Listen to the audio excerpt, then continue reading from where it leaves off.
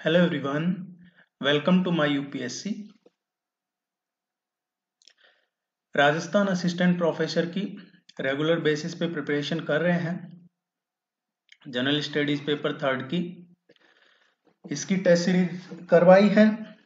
जो जितने टेस्ट अभी तक हुए हैं अराउंड 30 टेस्ट, उन सबका पीडीएफ कंपाइलेशन अवेलेबल है।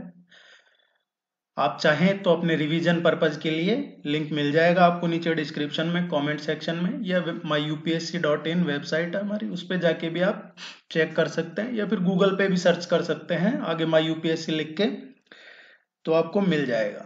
हिंदी और इंग्लिश दोनों में है। एग्जाम अब नजदीक है तो सजेशन यही रहेगा कि कुछ नया पढ़ने के बजाय आप करंट अफेयर्स, दिसंबर से पहले का करंट अफेयर्स पढ़ लीजिए, और जो पढ़ा है आपने अभी तक उसका रिवाइज कीजिए, रिवीजन कीजिए, मैक्सिमम रिवीजन कीजिए, प्रैक्टिस कीजिए बार बार, तो वो आपके लिए ज्यादा यूजफुल रहेगा एग्जाम में। करंट अफेयर्स के जो इंपॉर्टेंट टॉपिक्स हैं वो अभी हम डिस्कस करेंगे। पिछले एक साल के जो इंपॉर्टेंट टॉपिक्स रहे हैं करंट अफेयर्स के, उनको हम डिस्कस करेंगे आपके एग्जाम पॉइंट ऑफ व्यू से कौन से इंपॉर्टेंट हैं। बजट और इकोनॉमिक जो सर्वे है उसका एक अलग से आपको करवाया जाएगा, ताकि इसमें बजट और इकोनॉमिक सर्वे इसमें मिक्स ना हो, क्योंकि बजट और इकोनॉमिक सर्वे से 3-4 क्वेश्चन आप एक्सपेक्ट कर सकते हैं एग्जाम में, तो उसका अलग से ही एक आपको करवाया जाएगा। आने वाले 1-2 दिन में आप तैयार रहिए उसके लिए। जब तक आप इसको पढ़िए, अपना रिवीजन कीजिए, चैनल को सब्सक्राइब कर लीजिए, वीडियो को लाइक कीजिए। कोई भी क्वेरी है तो कमेंट सेक्शन में पूछ सकते हैं, नंबर अवेलेबल है चैनल पे, उस पर भी आप कांटेक्ट कर सकते हैं। आपके एडमिट कार्ड हैं वो 4 जनवरी से शुरू हो जाएंगे डाउनलोड होना। अभी आप जाके और चेक कर सकते हैं आपको कौन से जिले में आपका सेंटर आया है, और अगर आपको नहीं मिलता है तो आप थोड़ा वेट करके वापस रीचेक कर सकते हैं, या फिर आप आयोग को अप्रोच कर सकते हैं उनके ईमेल आईडी पे, उनके कांटेक्ट नंबर पे जो दे रखे हैं उन्होंने कांटेक्ट सेक्शन में, उस पर आप कांटेक्ट कर सकते हैं। Let's begin.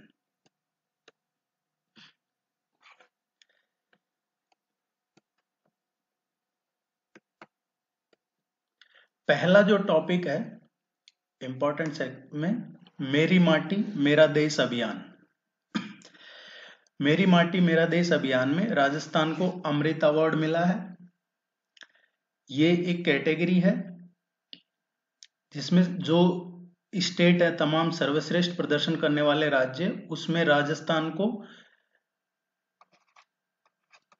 तीसरे नंबर पे तृतीय श्रेणी हासिल हुई है, और तीसरा पुरस्कार मिला है, संयुक्त रूप से मिला है। ये हरियाणा और राजस्थान का इसमें तीसरा नंबर है, ये कह सकते हैं हम। इसमें पहले नंबर पे जो है जम्मू कश्मीर को मिला है, दूसरे पे गुजरात को मिला है, और तीसरे पे राजस्थान और हरियाणा को ये ज्वाइंटली मिला है। क्वेश्चन पूछा जा सकता है यहाँ से, मेरी माटी मेरा देश अभियान में राजस्थान को कौन सा पुरस्कार मिला है, तो तीसरा पुरस्कार मिला है। ये कब मिला है? 31 अक्टूबर 2023 को मिला है। इसमें एक नई दिल्ली का जो कर्तव्य पथ है उसमें आयोजित हुआ था मेरी माटी मेरा देश अभियान, उसमें अमृत कलश यात्रा का भी एक आयोजन हुआ था, और उसी में ये तमाम मंत्रालय डिपार्टमेंट इसमें इनको अमृत पुरस्कार प्रदान किए गए हैं, और ये इसी का नाम अमृत अवार्ड है। राजस्थान को तीसरा पुरस्कार मिला है इसमें।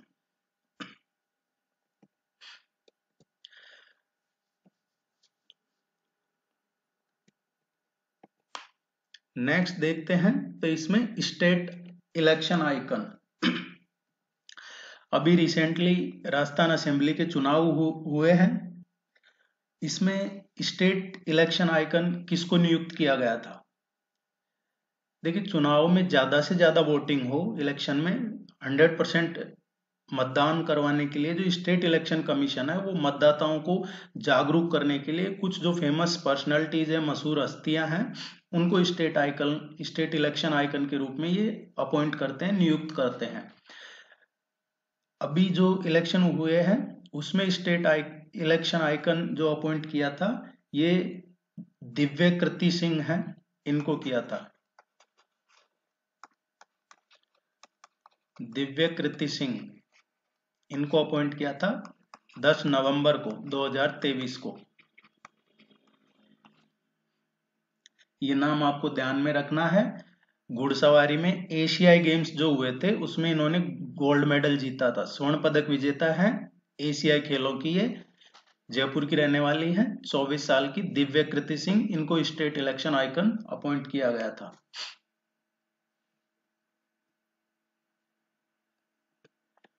राज्य में ग्रीन हाइड्रोजन नीति को कैबिनेट से मंजूरी मिली है। ग्रीन हाइड्रोजन पॉलिसी है, इस पे क्वेश्चन पूछा जा सकता है आपसे, ये इंपॉर्टेंट है। ग्रीन हाइड्रोजन पॉलिसी है, ये इसको कब मंजूरी मिली है, एक क्वेश्चन तो यहां से पूछा जा सकता है। 1 अक्टूबर को ये कैबिनेट से इसको मंजूरी मिली है। 1 अक्टूबर को मुख्यमंत्री की अध्यक्षता में जो कमेटी बनी थी उसने इसको मंजूरी दी थी। मुख्य सचिव की अध्यक्षता में कमेटी गठित की थी, चीफ सेक्रेटरी की अध्यक्षता में, उसको चीफ मिनिस्टर के वहां से अप्रूवल मिली और फिर ये लागू हुई है।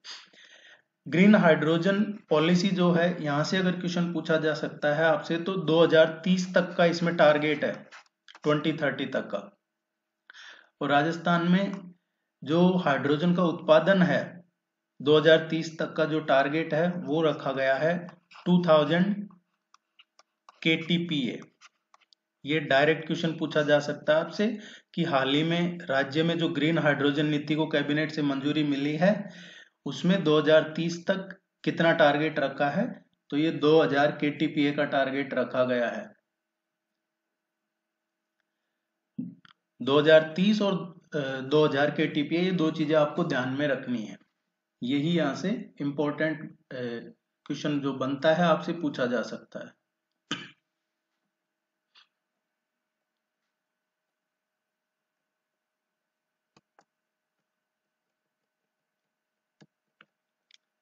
RLSDC है Rajasthan logistical service delivery corporation.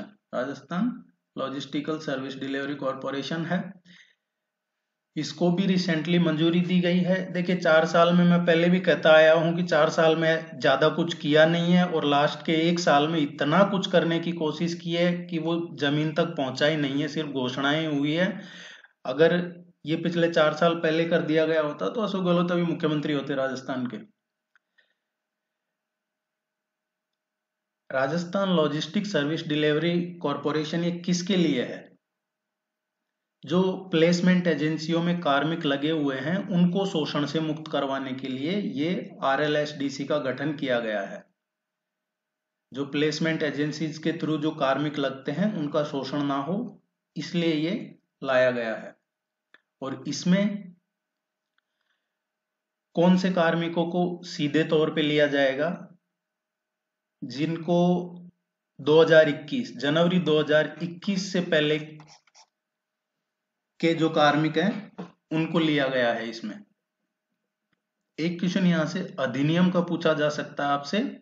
RLSDC company अधिनियम, कौन सा अधिनियम है जिसके तहत ये बनाया गया है, तो ये कंपनीज एक्ट है 2013। इसके अंतर्गत 100% राज्य सरकार के स्वामित्व की कंपनी होगी, ये इसमें ऐसा प्रावधान है।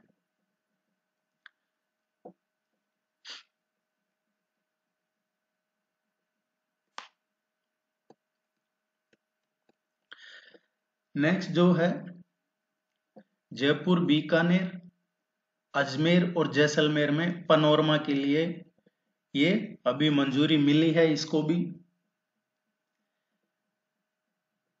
4 जिलों में ये पनोरमा निर्माण करने के लिए मंजूरी मिली थी कैबिनेट से। इसको जो भी ऐतिहासिक और सांस्कृतिक विरासत हैं उनके संरक्षण के लिए, या फिर जो फेमस पर्सनालिटी पहले रही है जिनको महापुरुष कहा जाता है, उनके जीवन आदर्शों से कोई नई पीढ़ी है उसको बताया जाए कि पहले ये महापुरुष थे, इन्होंने ये किया, और उससे इंस्पिरेशन मिले युवा पीढ़ी को, नई पीढ़ी को। उसके लिए राज्य सरकार ये लेके आई है पनोरमा। जयपुर में, बीकानेर में, अजमेर में और जैसलमेर में, ये 4 जगह पनोरमा बनाने का इन्होंने प्रस्ताव पास किया है। जयपुर में जो पनोरमा बनेगा वो किसका बनेगा, आत्माराम जी का, स्वामी आत्माराम जी का पनोरमा बनेगा, स्वामी आत्माराम जी, ये नाम ध्यान रखना है। बीकानेर में किनका पनोरमा बनेगा? राव बीका जी का, राव बीका जी का पनोरमा बीकानेर में बनेगा। अजमेर में किसका बनेगा? अजमेर में पृथ्वीराज चौहान का, पृथ्वीराज चौहान का बनेगा। और जैसलमेर में, जैसलमेर में जो पनोरमा बनेगा वो इंदिरा महाशक्ति पनोरमा बनेगा, इंदिरा महाशक्ति पनोरमा ये जैसलमेर में बनेगा।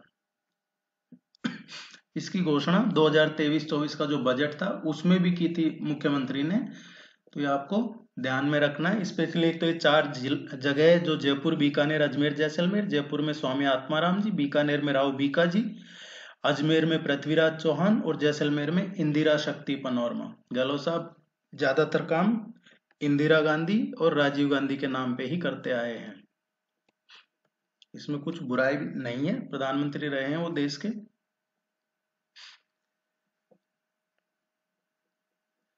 रावीरा का 127वें अंक का विमोचन, ये राजस्व मंडल है वो करता है इसका विमोचन। ये एक पत्रिका है रावीरा, इसका विमोचन राजस्थान जो राजस्व मंडल है, रेवेन्यू बोर्ड, वो करता है। अभी रिसेंटली इसका 127वां जो एडिशन है उसका विमोचन किया गया है। इसमें जो राजस्व मंडल में जो डिसीजन लिए गए हैं अब तक उनके बारे में बताया गया है, रेवेन्यू बोर्ड ने क्या काम किए हैं अच्छे अच्छे उनके बारे में बताया गया है। तहसीलों में, जिलों में जो उपखंड है उनमें, या जो नए संभाग बनाए हैं उनमें, और जो राजस्व न्यायालय हैं उनकी बेहतरी के लिए क्या किया जाए वो सब इसमें दिया गया है। तो ये पूछा जा सकता है आपसे, रावीरा पत्रिका के कौन से संस्करण का विमोचन हुआ है? 127वें का। और ये जो राजस्व मंडल है उसके चेयरमैन थे राजेश्वर सिंह, उन्होंने किया था 4 अक्टूबर को, 4 अक्टूबर 2023 को।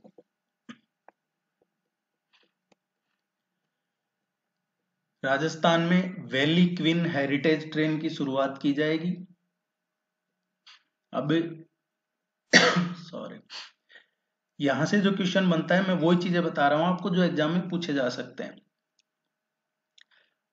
राजस्थान अपनी जो विशिष्ट एक स्पेशल हेरिटेज ट्रेन सेवा है, वैली क्वीन हेरिटेज ट्रेन, ये स्पेशल ट्रेन है, हेरिटेज ट्रेन है, ये शुरू करने की तैयारी कर रहा है।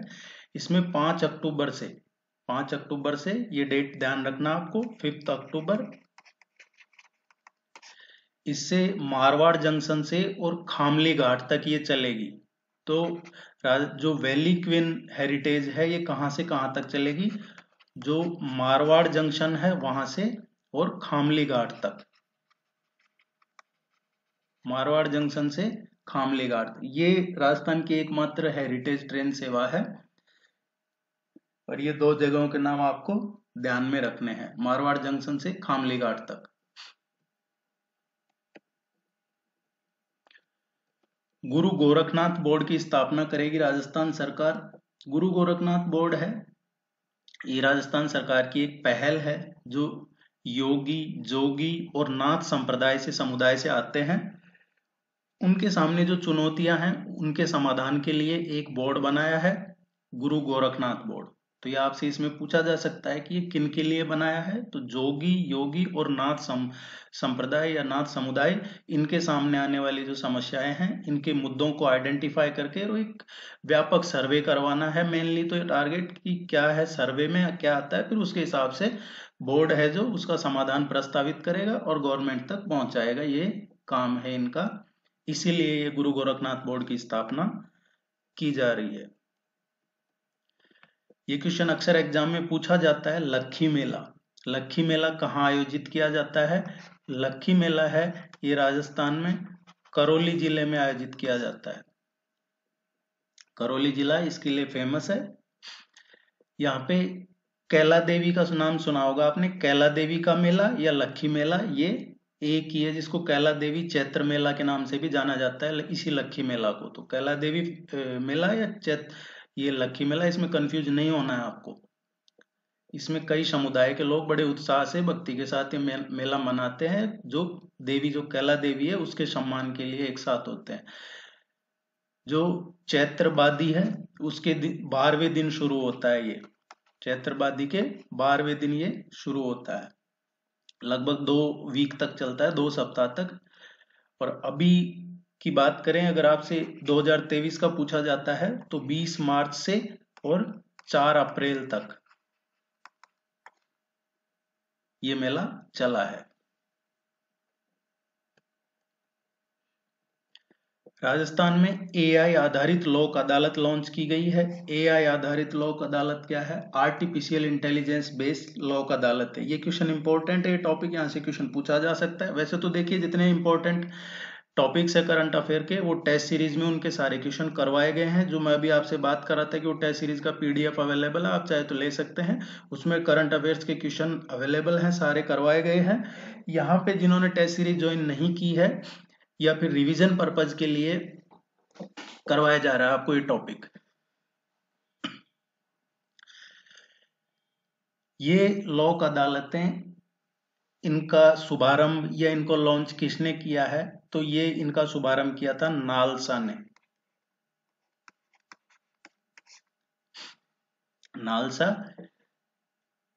इन्होंने किया था इसका शुभारंभ, जो नालसा नेशनल लेवल पे है उन्होंने।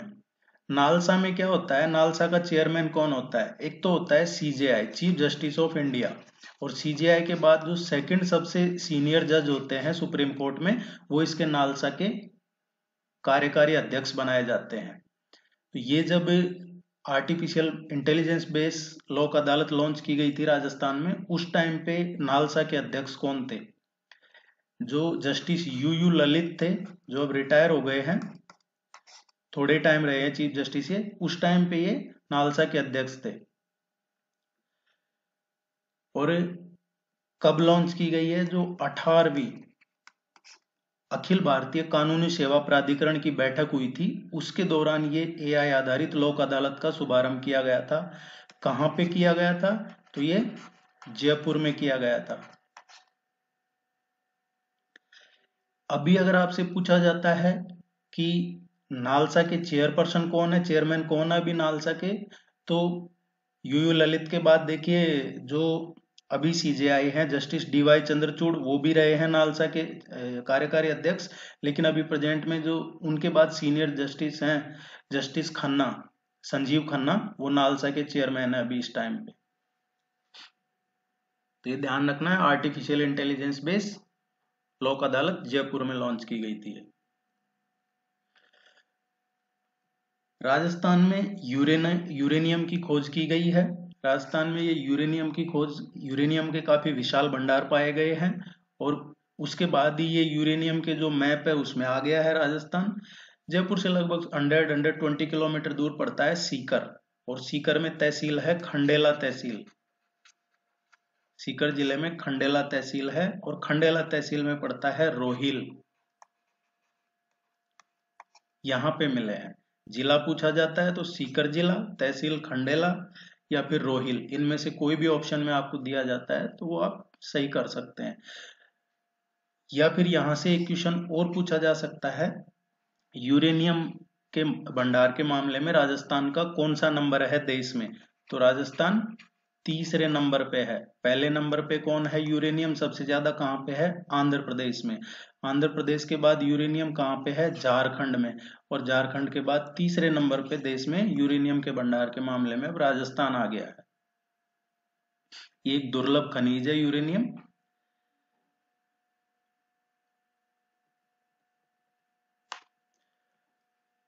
एल रूट सर्वर प्राप्त करने वाला पहला राज्य बन गया है राजस्थान। यहां से जो क्वेश्चन पूछा जा सकता है एल रूट सर्वर का क्या है? ये एल रूट सर्वर किस चीज से रिलेटेड है? तो एल रूट सर्वर एक तो प्राप्त करने वाला देश का पहला राज्य बना है राजस्थान।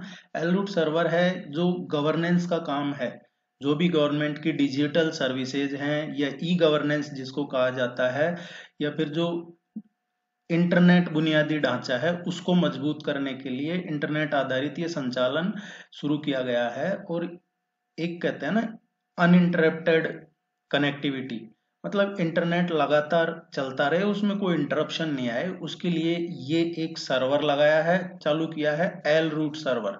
ये गवर्नमेंट के लिए है, जो निर्बाध इंटरनेट कनेक्टिविटी है उसके लिए है, राज्य सरकार की जो मेन डिजिटल सेवाएं हैं उनके लिए। तो आप समझ गए होंगे कि बिना इंटरप्शन के गवर्नमेंट की जो सर्विसेज है वो चलती रहे, उसके लिए ये एल रूट सर्वर। अब इसको कहाँ स्थापित किया गया है? ये नया सर्वर है जो राजस्थान में भामाशाह स्टेट डेटा सेंटर है जयपुर में, internet corporation of assigned names and numbers के सहयोग से स्थापित किया है। कहाँ स्थापित किया है? जयपुर में स्थापित किया है। जयपुर में कहाँ पे? भामाशाह स्टेट डेटा सेंटर है जयपुर में, वहां पे किसके सहयोग से एल रूट सर्वर स्थापित किया गया है? ICANN, ये ध्यान रखना आपको, ICANN। ICANN क्या है? Internet corporation for assigned names and numbers, name and numbers.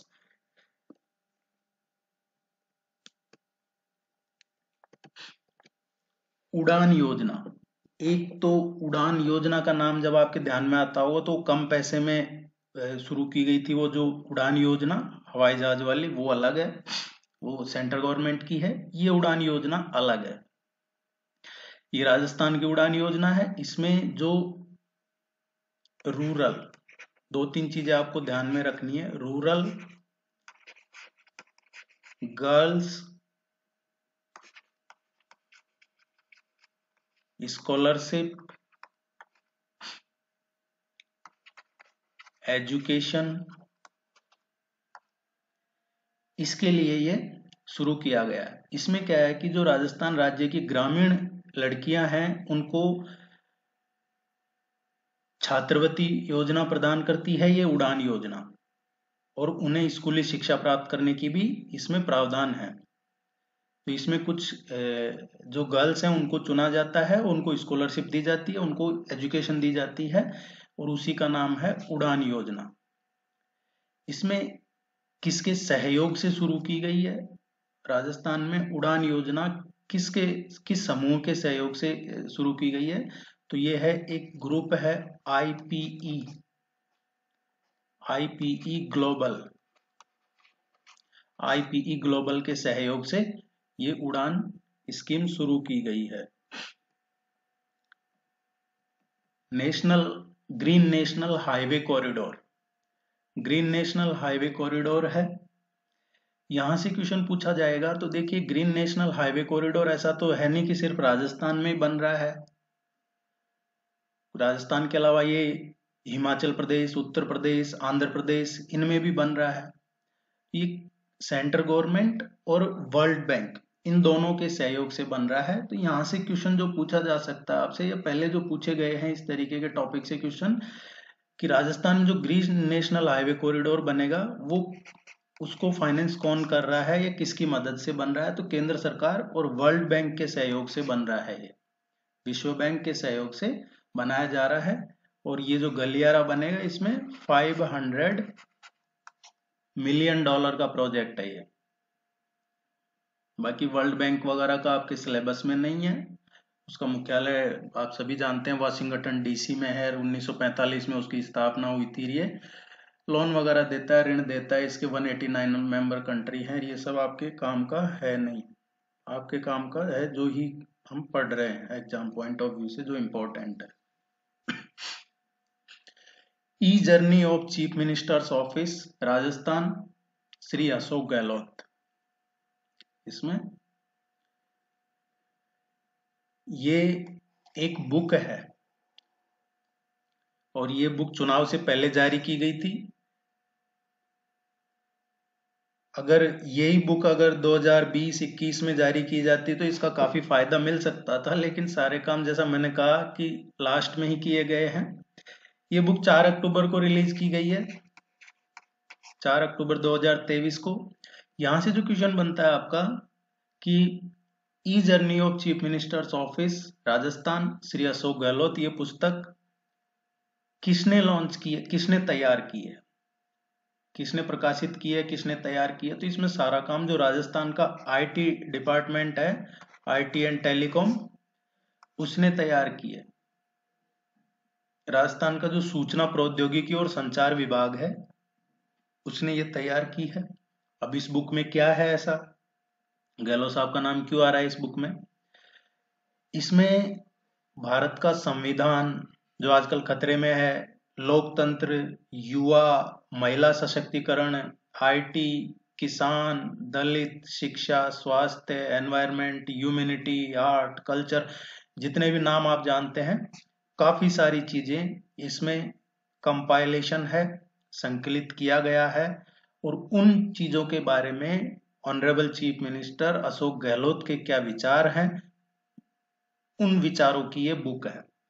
Gehlot साहब भारतीय संविधान के बारे में, लोकतंत्र के बारे में, युवाओं के, महिलाओं के, आईटी, किसान, दलित, युवा, शिक्षा, स्वास्थ्य, पर्यावरण, मानवता, कला, संस्कृति, इनके बारे में क्या सोचते हैं, क्या क्या उनके विचार हैं, उनकी ये बुक है। राजस्थान का जो सूचना प्रौद्योगिकी और संचार विभाग है, उसने ये तैयार की थी बुक, और 4 अक्टूबर 2023 को इलेक्शन से 2 महीने पहले, 1 महीने पहले ये बुक जारी की गई थी। आपके एग्जाम पॉइंट ऑफ व्यू से इतना ध्यान रखना है कि ये बुक किसने तैयार की है, तो राजस्थान का जो सूचना प्रौद्योगिकी और संचार विभाग है, उसने तैयार की है ये बुक। आड़े टेढ़े कमेंट करते हैं कुछ लोग जब इस तरीके की चीजें बताई जाती है, लेकिन सच्चाई है इसमें कुछ ऐसा है नहीं, कोई अपने मन से नहीं बताई जा रही है, जो चीजें हैं वही है। और ये अच्छी बात है कि इस बार गहलोत और वसुंधरा दोनों को गुड बाय कह दिया राजस्थान की जनता ने, क्योंकि ये लोग अच्छा काम कर नहीं रहे थे दोनों ही। संक्रामक रोग संस्थान, संक्रामक रोग संस्थान, यहां से जो क्वेश्चन बनता है आपके एग्जाम पॉइंट ऑफ व्यू से, मुख्यमंत्री अशोक गहलोत ने ये जो संक्रामक रोग संस्थान है, इसको अपग्रेडेशन किया है। अब एग्जाम में पूछा जा सकता है संक्रामक रोग संस्थान कहां पे है, तो ये जोधपुर में है। इसको अपग्रेडेशन करने की घोषणा की थी 8 अक्टूबर को, 8 अक्टूबर 2023 को। तो आपके लिए जो इंपॉर्टेंट है वो इतना ही है कि राजस्थान में संक्रामक रोग संस्थान कहां पे स्थित है, ये जोधपुर में स्थित है।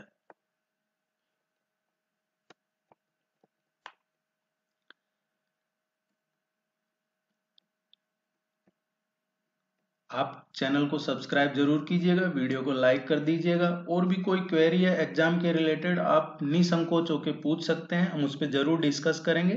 मुख्यमंत्री ने 8 बोर्ड के गठन को मंजूरी दी थी, 8 नए विभिन्न बोर्ड के गठन को स्वीकृति दी थी।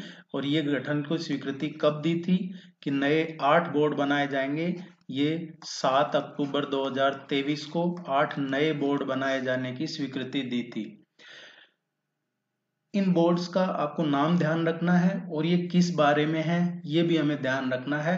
और इसके अलावा एक और इम्पोर्टेंट चीज कि इसमें मेंबर कौन होंगे और कितने होंगे, इतना ही आपके एग्जाम पॉइंट ऑफ व्यू से इंपॉर्टेंट है। क्योंकि देखिए, इन बोर्ड्स के जो मेंबर, चेयरपर्सन वगैरह बनाए गए थे, वो इलेक्शन के पहले बनाया गया है, ये उसी टाइम बनाए थे। अब सबको ये बात हटा दिया, वो पेपर कब सेट होता है, तो अध्यक्ष वगैरह का नाम नहीं पूछा जाएगा जहां तक है, क्योंकि वो इतना इंपॉर्टेंट नहीं है। इनका नाम और ये किससे जुड़े हुए हैं वो इंपॉर्टेंट है, इनमें कौन मेंबर होंगे वो इंपॉर्टेंट है। जो 8 बोर्ड बनाए हैं, राजस्थान राज्य राजा बली कल्याण बोर्ड, राजस्थान राज्य वाल्मीकि कल्याण बोर्ड, राजस्थान राज्य मेघवाल कल्याण बोर्ड, राजस्थान राज्य पुजारी कल्याण बोर्ड, राजस्थान राज्य केवट कल्याण बोर्ड, राजस्थान राज्य जाटव कल्याण बोर्ड, राजस्थान राज्य धाणका कल्याण बोर्ड, राजस्थान राज्य चित्रगुप्त कायस्थ कल्याण बोर्ड। तो ये सारे जातियों के बोर्ड बनाए हैं। इससे पहले 2 महीने तक है जो इन जातियों का सम्मेलन वगैरह करवाए हैं, उसके बाद फिर ये बोर्ड बनाए थे। समाज में जो भी सामाजिक कुरीतियां हैं, बुराई हैं, उनके विरुद्ध ठोस उपाय करने के लिए ये बोर्ड बनाए गए हैं। जो गवर्नमेंट की योजनाएं हैं उनके बारे में इनको बताया जाए। जो पर्टिकुलर हम एग्जांपल ले, राजस्थान राज्य मेघवाल कल्याण बोर्ड, तो मेघवाल से जो जाति है उनसे संबंधित जो राजस्थान गवर्नमेंट काम कर रही है, उनकी योजनाओं के बारे में बताया जाना, और रोजगार, शिक्षा, आर्थिक उन्नति, उस पर्पज के लिए ये बनाए गए हैं। एक जो इम्पोर्टेंट है इसमें, कितने मेंबर होंगे। जितने भी बोर्ड हैं इनमें एक तो अध्यक्ष होगा, उपाध्यक्ष होगा और 3 अदर मेंबर होंगे। एक चेयरपर्सन, एक वाइस चेयरपर्सन हो गए और 3 और मेंबर होंगे। तो टोटल कितने हो गए इसमें, सभी बोर्ड्स में अलग अलग 5 मेंबर होंगे। और इन 5 मेंबर्स के अलावा राज्य के जो अलग अलग डिपार्टमेंट है उनके शासन सचिव आयुक्त हो गए, डायरेक्टर हो गए, जॉइंट डायरेक्टर हो गए, इस स्तर के अधिकारी भी इसमें सदस्य होंगे। लेकिन आपसे पूछा जाएगा कि इनमें मेंबर कौन होंगे, तो सभी बोर्ड में अध्यक्ष होगा, उपाध्यक्ष होगा और 3 सदस्य और होंगे।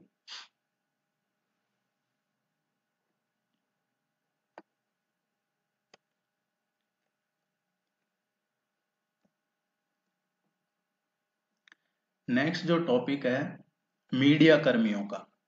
घोषणा की गई थी कि जो यूट्यूब पे काम करते हैं या जो मीडिया वाले हैं इनको लैपटॉप दिया जाएगा। मीडिया कर्मियों को अब अनिवार्य सेवाओं में शामिल कर लिया गया है।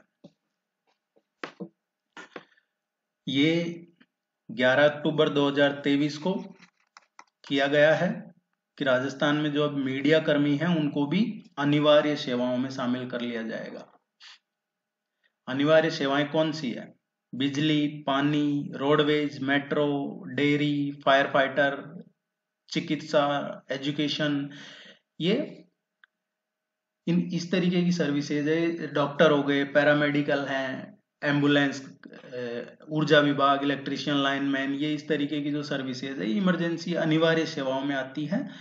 पैरामिलिट्री की हो गई, चुनाव में ड्यूटी हो गई, वोटिंग हो गई, ये सभी है जो अब ये पहली बार इसमें पत्रकारों को शामिल किया गया था। तो आपसे पूछा जाए कि अभी हाल ही में जो अनिवार्य सेवाएं हैं राज्य की उसमें किसको शामिल किया गया है, तो अभी हाल ही का आए तो आपको करना है मीडिया कर्मियों।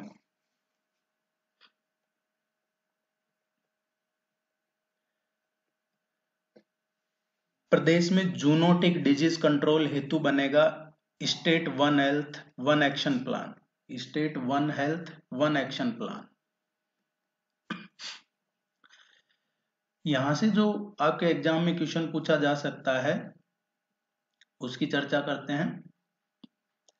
आपसे पूछा जाएगा कि जूनोटिक डिजीज क्या है, कौन सी है जो जूनोटिक डिजीज में आती है। इसका जो शुभारंभ किया गया है, जूनोटिक जो संक्रमण बीमारियां हैं उनके नियंत्रण और रोकथाम के लिए, ये 13 अक्टूबर को किया गया है, 13 अक्टूबर 2023 को। और इसी के तहत ये सारा विचार करके, मंथन करके, और देश में पहली बार Rajasthan state one health one action plan की रूपरेखा तैयार की जाएगी, ऐसा करके ये बनाया गया था।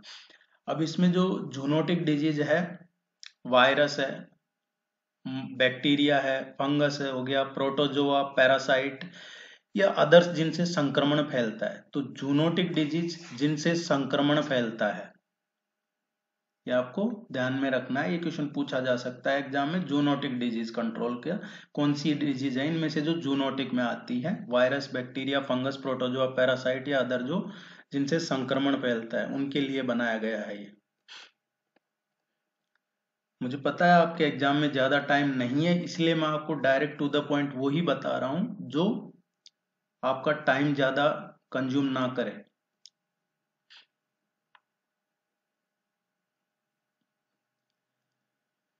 दस प्रतिभाशाली महिलाओं को राज्यपाल ने सम्मानित किया है।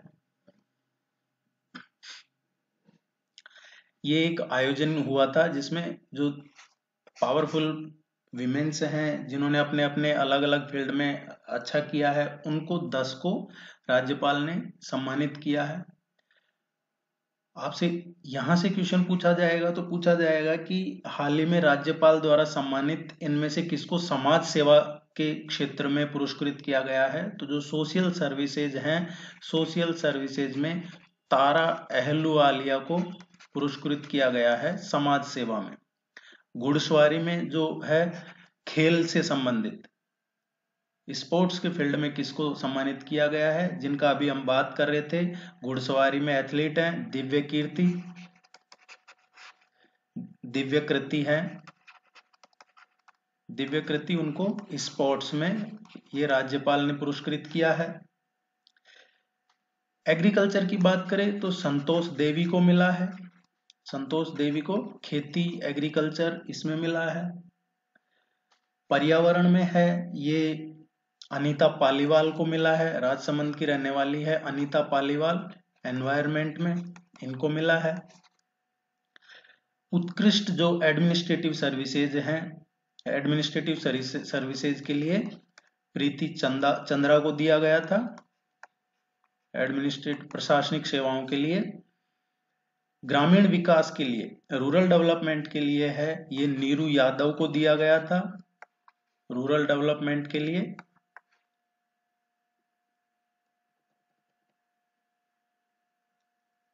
जो बाल विवाह रोकथाम है, बाल विवाह को रोकथाम के लिए ये है डॉक्टर भारती हैं, कृति भारती, इनको दिया गया था बाल विवाह के रोकथाम के लिए। इसके अलावा है जो महिलाओं के अधिकारों के लिए मिला था डॉक्टर मेवा भारती को, महिलाओं के जो अधिकार है उनके लिए। दिव्यांग बच्चों के लिए काम करने के लिए मोनिका जांगिड़ को दिया गया है।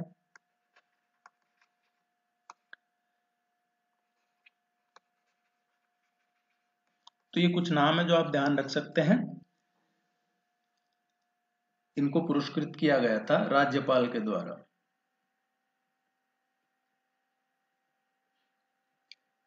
ये क्वेश्चन कई बार एग्जाम में पूछा जाता है और आपको इसको सीरियसली तैयार करना है। ये लगभग कई एग्जाम्स में पूछा गया है। विमुक्त घुमंतु और अर्ध घुमंतु जनजाति दिवस, इसको बोलते हैं DNT।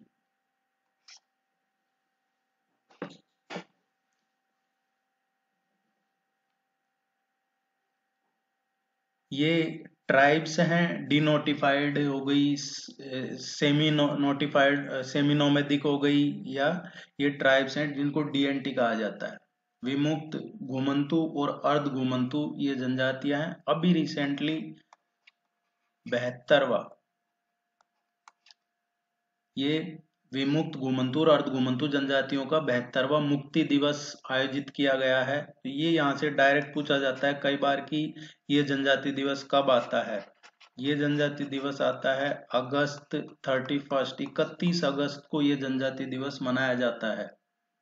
ये 31 अगस्त को मनाया जाएगा। और यहाँ पे देखिए 1955 में पंडित नेहरू जो थे उन्होंने गाड़िया लोहार समुदाय को चित्तौड़गढ़ किले में प्रवेश दिलाया था। ये भी इसके साथ जुड़ा हुआ है। जो पूर्व प्रधानमंत्री स्वर्गीय राजीव गांधी जी हैं उन्होंने भी DNT समाज के लिए जो पंचायती राज हैं उनके लिए काम किया है। ये इसलिए बता रहा हूँ कि क्वेश्चन पूछे जाते हैं एग्जाम में कि गाड़िया लोहार समुदाय को 1955 में चित्तौड़गढ़ किले में किसने प्रवेश दिलवाया था, तो पंडित नेहरू थे।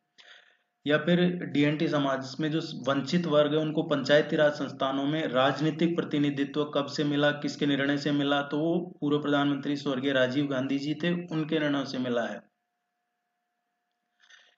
अभी जो अशोक गहलोत सरकार के टाइम पे हुआ है DNT के लिए, इसमें गांवों में ये अगर ज्यादा कोई डिटेल में जाएगा तो ये पूछ सकता है आपसे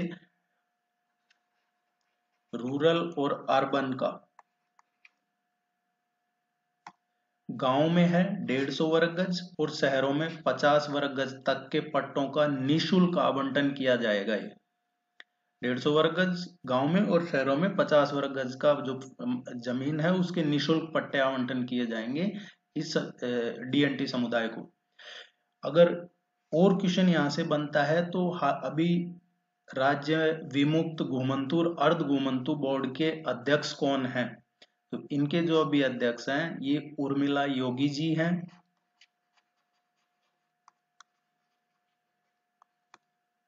उर्मिला योगी इसके अध्यक्ष है। और यहां से कोई और नया क्वेश्चन भी आएगा तो आप उसको कर देंगे।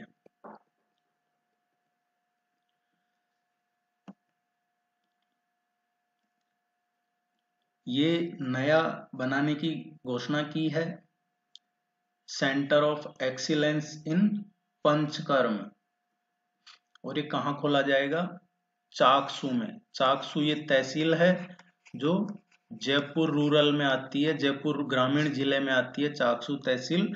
इसमें खुलेगा centre of excellence in panchakarma. इसमें ये घोषणा है जो बजट में की गई थी 2023-24 का जो मुख्यमंत्री ने बजट निकाला था उसमें इसकी घोषणा की गई थी। अब ये पहला नहीं है, इससे पहले जो centre of excellence in panchakarma है ये जोधपुर में स्वीकृत हो चुका है। और उसके बाद अब ये पहले राज्य सरकार ने जोधपुर में international centre of excellence in panchakarma के संचालन की पहले स्वीकृति दे चुका है राज्य सरकार। और जो 2023-24 का बजट है उसमें ये चाकसू में खुलने की। तो हाँ, दोनों तरीके से क्वेश्चन आए कि कहाँ पे है ये centre of excellence in panchakarma, तो जोधपुर और चाकसू। अभी हाल ही में 2023-24 के बजट में घोषणा कहाँ की है? तो ये चाकसू में। और चाकसू नहीं है तो ये जयपुर ग्रामीण भी दिया जा सकता है आपको ऑप्शन में, जयपुर ग्रामीण जिले में ही है ये चाकसू। कब की है डेट अगर पूछा जाता है तो 4 सितंबर को, 4 सितंबर को ये घोषणा की है।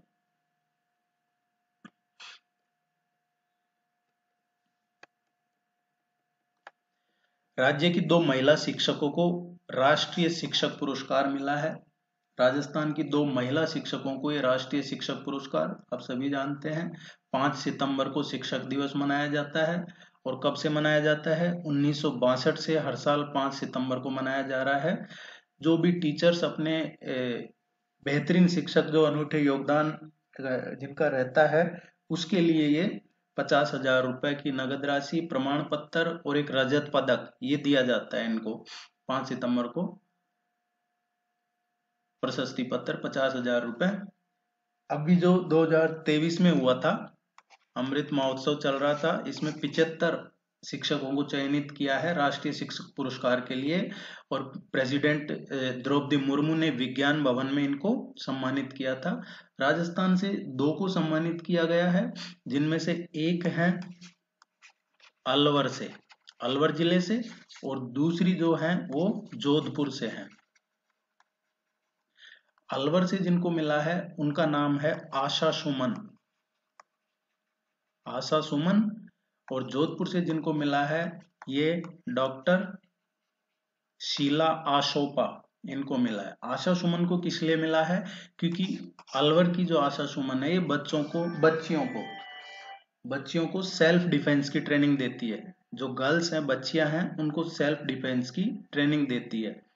जबकि जो जोधपुर की हैं डॉक्टर शीला आशोपा, इनको साइन लैंग्वेज तैयार करना और साइन लैंग्वेज तैयार करके बच्चों को साइन लैंग्वेज का ज्ञान करवाना, साइन लैंग्वेज सिखाना, उसके लिए इनको पुरस्कृत किया गया है। ये क्वेश्चन इंपॉर्टेंट है, आप इसको जरूर ध्यान में रखिएगा। आशा सुमन और डॉक्टर शीला आशोपा, इनको मिला है राष्ट्रीय शिक्षक दिवस पे पुरस्कार।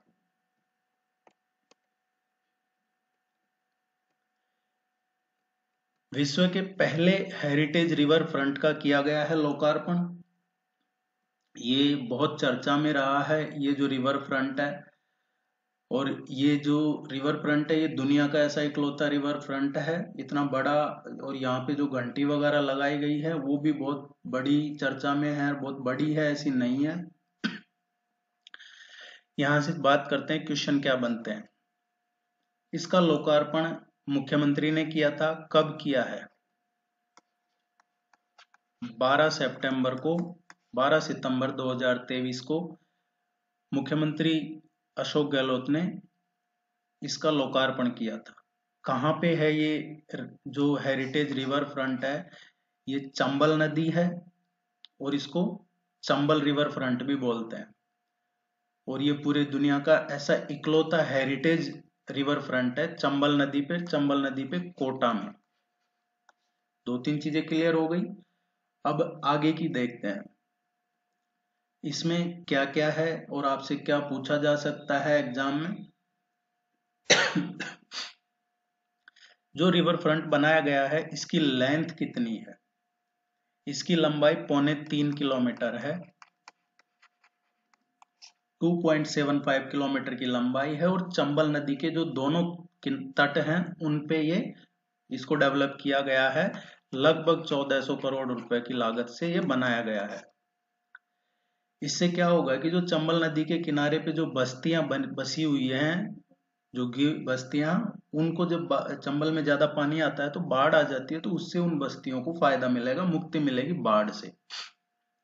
दूसरा क्वेश्चन यहां से पूछा जा सकता है कि कितने घाटों का निर्माण किया गया है इस रिवर फ्रंट पे? तो टोटल 27 घाटों का निर्माण किया गया है, 27 घाटों का। अब ये 27 घाटों में क्या स्पेशल है? एक तो यहाँ पे चंबल माता की 225 फीट ऊंची संगमरमर की मूर्ति है, वो स्पेशल है। साहित्य घाट है जहाँ पे प्रसिद्ध लेखकों की पुस्तकें मिलेंगी आपको। ब्रह्मा घाट है जहाँ पे पूरी दुनिया की सबसे बड़ी घंटी बनाई गई है और उसकी आवाज आपको 8 किलोमीटर दूर तक सुनाई देगी। ब्रह्मा घाट, ये ध्यान रखिएगा, ब्रह्मा घाट पे बनाई गई है। विश्व की सबसे बड़ी घंटी ये ब्रह्मा घाट, ये पूछा जा सकता है एग्जाम में। एक मुकुट महल है। दूसरा यहाँ पे पंडित जवाहरलाल नेहरू का भी एक मुखौटा बनाया गया है। यहाँ पे दुनिया का सबसे बड़ा नंदी भी यहीं बनाया गया है। और बालाजी घाट बनाया गया है। एक टोटल 27 घाट है, इनमें से कुछ इंपॉर्टेंट बता रहा हूं मैं आपको। बालाजी घाट है, यहाँ बालाजी घाट है तो जो बटक बालाजी है उनका मंदिर बनाया गया है। हाथी घाट है, यहाँ पे सफेद मार्बल के हाथी लगाए हैं नेचुरल चट्टानों पे। जुगनू घाट है जहाँ पे फ्लोरा एंड फूना से जो एलईडी है उसका निर्माण किया गया है। एक ओपन थिएटर है। शौर्य घाट है जो ये इस रिवर फ्रंट का पश्चिमी छोर है, उसको शौर्य घाट कहते हैं। पश्चिमी जो प्रवेश द्वार है उसको शौर्य घाट नाम दिया गया है। और उस शौर्य घाट में कई पार्किंग है, पर्यटकों के लिए इंफॉर्मेशन है, रेस्टोरेंट है। और इसी में है राजपूताना घाट। राजपूताना घाट में मारवाड़, मेवाड़, ढूंढाड़, बांगड़, हाड़ौती, इन सब की जो इमारतें हैं, कृतियां हैं, वो बनाई गई है। जैसे कि आपने पढ़ा होगा पोद्दार हवेली, जग मंदिर हो गया, हवा महल, गणगौरी घाट, या फिर विजय स्तंभ, ब्रह्मा मंदिर, रणकपुर, पटवा हवेली, ये सब राजपूताना घाट के कृतियां बनाई गई है। यहाँ पे तिरंगा घाट बनाया गया है जहाँ पे हमारा प्यारा तिरंगा लगाया गया है। घंटी घाट है, यहाँ वर्ल्ड का सबसे बड़ा घंटा, ये धातु का बनाया हुआ है, वो लगाया गया है। रोशन घाट है। रोशन घाट का पूछा जाए तो रोशन घाट, इसमें एक जन्नती दरवाजा बनाया गया है। और जो इस्लामिक एरा था, इस्लामिक फेज की जो कलाएं थी, वास्तुकला, वो यहाँ निर्माण किया गया है। इस्लामिक कला अकबर, बाबर, जहांगीर, हुमायूं, औरंगजेब, उनके टाइम पे जो भी इस्लामिक जो वास्तुकला वगैरह उनके पेश का जो आर्ट कल्चर है उसको यहाँ बनाया गया है। एक नंदी घाट है जहाँ पे नंदी की प्रतिमा लगाई गई है। वैदिक घाट है। वैदिक घाट का पूछा जाए तो यहाँ पे पंच तत्वों को दिखाया गया है और 5 मंदिरों का निर्माण वैदिक घाट में किया है। यहाँ से क्वेश्चन पूछा जाएगा तो वैदिक घाट का, तो किस शैली में वैदिक घाट में 5 मंदिरों का निर्माण किया है? तो वो बारडोली शैली है जिसमें 5 मंदिरों का निर्माण किया गया है। एक शांति घाट है जिसमें एक इनविजिबल स्कल्पचर लगाया गया है जो मानव शरीर के 7 चक्रों को दर्शाता है। गीता घाट भी है। गीता घाट में है जो मार्बल मंगवाए हैं वियतनाम से, और गीता के जो संपूर्ण 18 अध्याय हैं और 700 श्लोक हैं उनको उकेरा गया है। और एक जवाहर घाट है जो पंडित नेहरू की वहां गन मेटल से बना फेस मास्क लगाया गया है। ये इंपॉर्टेंट है जो आपको इस रिवर फ्रंट से रिलेटेड है। और यहाँ से ये लगातार इसका जब से काम शुरू हुआ, जब से इसके क्वेश्चन आपको एग्जाम में पूछे गए हैं, और ये इसका टेस्ट में भी करवाया मैंने क्वेश्चन, ये घंटी जिसने बनाई है, जो इसका आर्किटेक्चर था, वो ये घंटी के गिरने से ही मरा है। उसकी डेथ हो गई थी।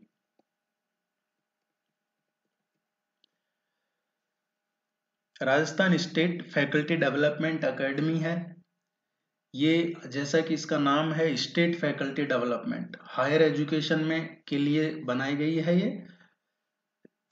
उच्च शिक्षा में जो फैकल्टी है उसका डेवलप किया जाए, उसके डेवलपमेंट के लिए मुख्यमंत्री ने ये बजट में घोषणा की थी और उसके बाद इसके स्थापन को मंजूरी दी है।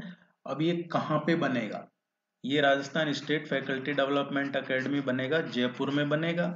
अब ये जब तक बनेगा, जब तक इसका कार्यालय कहाँ पे स्थापित है, तो इस अकादमी का भवन जब तक निर्मित नहीं होगा, जब तक इसका संचालन जो कनक भवन है, कनक भवन में है, महात्मा गांधी विद्यापीठ गांधी अध्ययन केंद्र, उसमें इसका सेंटर है। अभी जो उच्च शिक्षा के क्षेत्र में सुधार और शिक्षकों में जो गुणवत्तापूर्ण प्रशिक्षण है, उसके लिए ये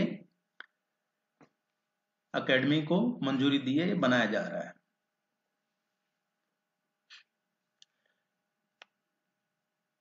आप चैनल को सब्सक्राइब कीजिएगा, वीडियो को लाइक कीजिएगा, कोई भी क्वेरी है पूछ लीजिएगा। रिवीजन पे अब ज्यादा फोकस रखना है आपको।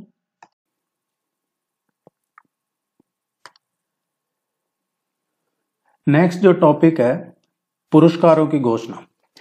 देखिए अभी 18 सितंबर 2023 को राजस्थान ललित कला अकादमी की जो 64th एनुअल बैठक हुई है, उसमें 10 कलाकारों की उनकी जो कलाकृतियां हैं उनको पुरस्कृत करने के योग्य घोषित किया गया है।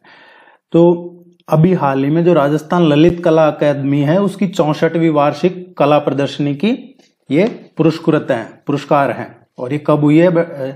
18 सितंबर 2023 को। इसमें 25-25 हजार रुपए के नगद पुरस्कार, प्रमाण पत्र और कुछ स्मृति चिन्ह वगैरह दिए जाते हैं। इसमें जो सेलेक्ट किए गए हैं रिक्रिएटिंग नेचर में किए गए हैं। रिक्रिएटिंग नेचर में डॉक्टर अमिताराज गोयल को दिया गया है।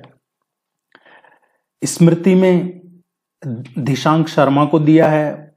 सनातन महेश कुमार कुमावत को दिया है। देयर इज समथिंग, ये सब कलाकृतियां हैं उनमें दिया है। देयर इज समथिंग ये नाम है उनकी, जो भी उन्होंने बनाई है कलाएं, ये शिखा को मिला है। साइनम ऑफ सेल्फ सौम्य यादव हैं। शैडो के लिए नकुल गोदारा हैं। इसी तरीके से लाइफ एंड डेथ दीपिका रावजानी है, इनको मिला है। ऐसे 10 कलाकारों को पुरस्कृत किया गया है।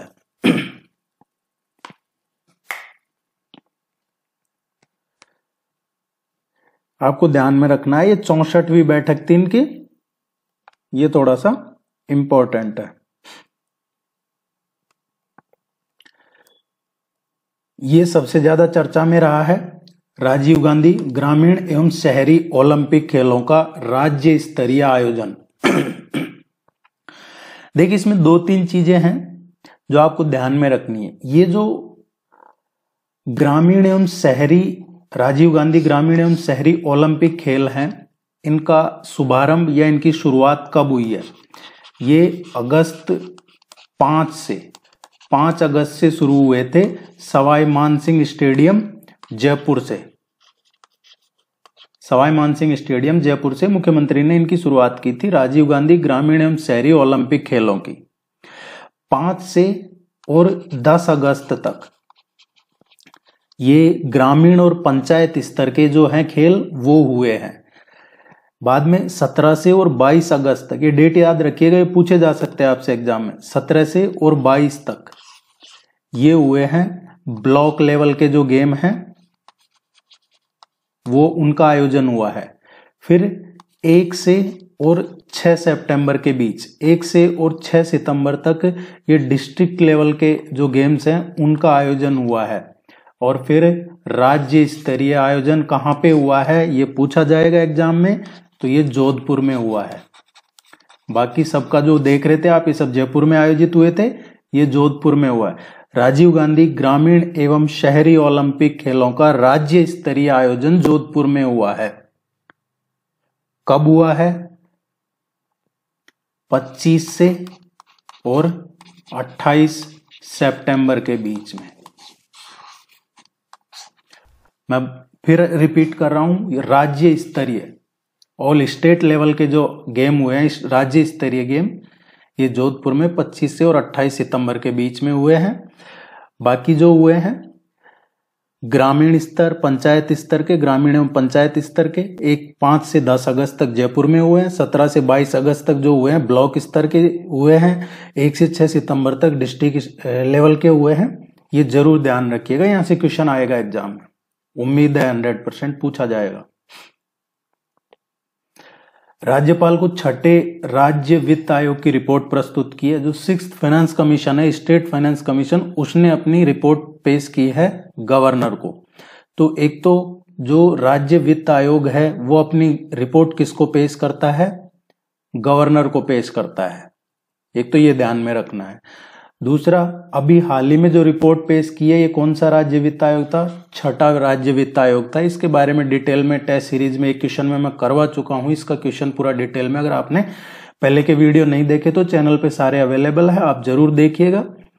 जो इंपॉर्टेंट टॉपिक्स है आपके एग्जाम पॉइंट ऑफ व्यू से, करंट अफेयर्स और स्टैटिक पोर्शन के, वो सब करवाए गए हैं। इसके अध्यक्ष कौन थे? जो छठा राज्य वित्त आयोग है इसके अध्यक्ष कौन थे? प्रद्युमन सिंह इसके अध्यक्ष थे, प्रद्युमन सिंह। और इसके सदस्य कौन थे? इसके सदस्य थे अशोक लाहोटी। और इसके सदस्य सचिव कौन थे? SC देराश्री, ये इसके सदस्य सचिव थे। और संयुक्त सचिव कौन थे? राजेश गुप्ता थे। सलाहकार कौन थे? शांतिलाल जैन थे। इनमें से भी पूछा जा सकता है आपसे क्वेश्चन। ये इसका जो गठन किया जाता है वो जो आर्टिकल 243 है कॉन्स्टिट्यूशन का, आर्टिकल 243, उसके अकॉर्डिंग ये राज्य वित्त आयोग का गठन किया जाता है। कब किया गया था? ये 12 अप्रैल 2021 को इसका गठन किया गया था। और इन्होंने अभी राज्यपाल को ये हस्ताक्षर प्रति कॉपी सौंपी है। इसके जो अध्यक्ष थे प्रद्युमन सिंह थे, सदस्य कौन थे? अशोक लाहोटी थे। और जो सदस्य सचिव थे SC देराश्री थे, संयुक्त सचिव राजेश गुप्ता थे, और जो सलाहकार थे वो शांतिलाल जैन थे। ये नाम जरूर ध्यान रखिएगा। और कब सौंपी है? ये अभी 21 सितंबर 2023 को अपनी रिपोर्ट इन्होंने प्रस्तुत की है। गांधी वाटिका का लोकार्पण। गांधी वाटिका का लोकार्पण ये कहां पे किया गया है? ये भी काफी चर्चा में रहा है। गांधी वाटिका का लोकार्पण किया गया था 23 सितंबर को। 23 सितंबर को किया है। ये कहां पे बनाई गई है गांधी वाटिका? जयपुर में बनाई गई है। जयपुर में जो सेंट्रल पार्क है, सेंट्रल पार्क में बनाई गई है गांधी वाटिका। जयपुर में सेंट्रल पार्क वो है जहां पे बहुत ज्यादा लोग सुबह सुबह जाते हैं मॉर्निंग वॉक वगैरह के लिए। ये काफी एक्टिविटीज वगैरह यहाँ होती है। सेंट्रल पार्क बहुत बड़ा है, पार्क है जयपुर में, उसमें बनाई है गांधी वाटिका। किसने इसकी लोकार्पण किया है? गांधी वाटिका इसका लोकार्पण किया है मल्लिकार्जुन खड़गे, सांसद कांग्रेस के राहुल गांधी, और राजस्थान के मुख्यमंत्री अशोक गहलोत ने। राजस्थान के मुख्यमंत्री अशोक गहलोत, जो कांग्रेस के सांसद है राहुल गांधी, और मल्लिकार्जुन खड़गे जो कांग्रेस के प्रेसिडेंट है अभी, इन्होंने इस गांधी वाटिका का लोकार्पण किया है 23 सितंबर को जयपुर के सेंट्रल पार्क में। गांधी जी के विचार, मूल्य, इस तरीके की चीजें इसमें बताई गई है। और 85 करोड़ की लागत से ये बनी है। गांधी जी का इसमें जो अफ्रीका से लेकर जो अलग अलग फेस रहे हैं उनके, वो सब इसमें दिखाए गए हैं। पेड़ वगैरह लगाए गए हैं इसमें।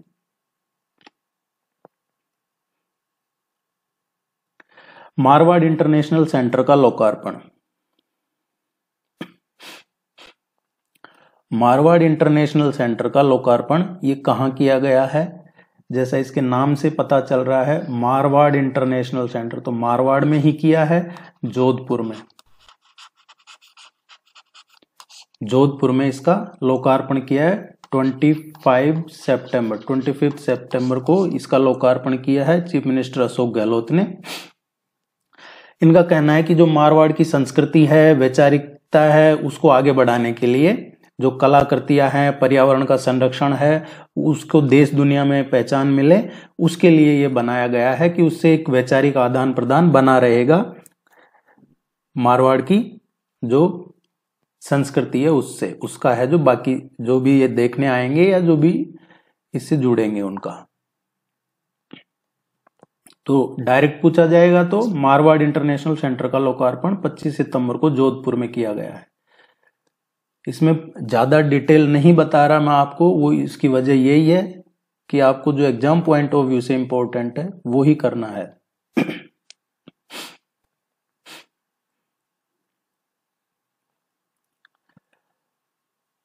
राजस्थान साहित्य अकादमी ने घोषित किए हैं 2023-24 के वार्षिक पुरस्कार। यहां से जो क्वेश्चन पूछा जाएगा, कब घोषित किए हैं?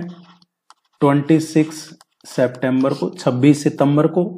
कहां पे आयोजित हुई है ये? राजस्थान साहित्य अकादमी, ये इसका आयोजन हुआ है उदयपुर में। उदयपुर में मीरा भवन में इसका आयोजन हुआ है और इसके अध्यक्ष कौन है? डॉक्टर दूलाराम सहारण। डॉक्टर दूलाराम सहारण इसके अध्यक्ष हैं जब ये घोषणा हुई है। जब अभी इन सबको चेंज कर दिया जाएगा, नई गवर्नमेंट आती है जब ऐसे होता है, कुछ को किया जाएगा कुछ को नहीं किया जाएगा, लेकिन ये नाम ध्यान रखना आपको। इसमें अब सर्वोच्च मीरा पुरस्कार किसको दिया गया है? राजस्थान साहित्य अकादमी ने 2023-24, ये 23-24 जरूर ध्यान रखिएगा, कंफ्यूज नहीं होना है। 23-24 के लिए सर्वोच्च मीरा पुरस्कार रत्न कुमार सांभरिया को दिया है। रतन कुमार सांभरिया हैं, इनका जो उपन्यास है सांप, स्नेक, उसके लिए सर्वोच्च मीरा पुरस्कार दिया है रतन कुमार सांभरिया को, और ये जयपुर के रहने वाले हैं। साहित्य मनीषी, ये साहित्य मनीषी सर्वोच्च सम्मान जो है अकादमी में सम्मान है, परंपरा में सर्वोच्च सम्मान। तो परंपरा में एक तो मीरा पुरस्कार हो गया, सर्वोच्च मीरा पुरस्कार रतन कुमार सांभरिया को।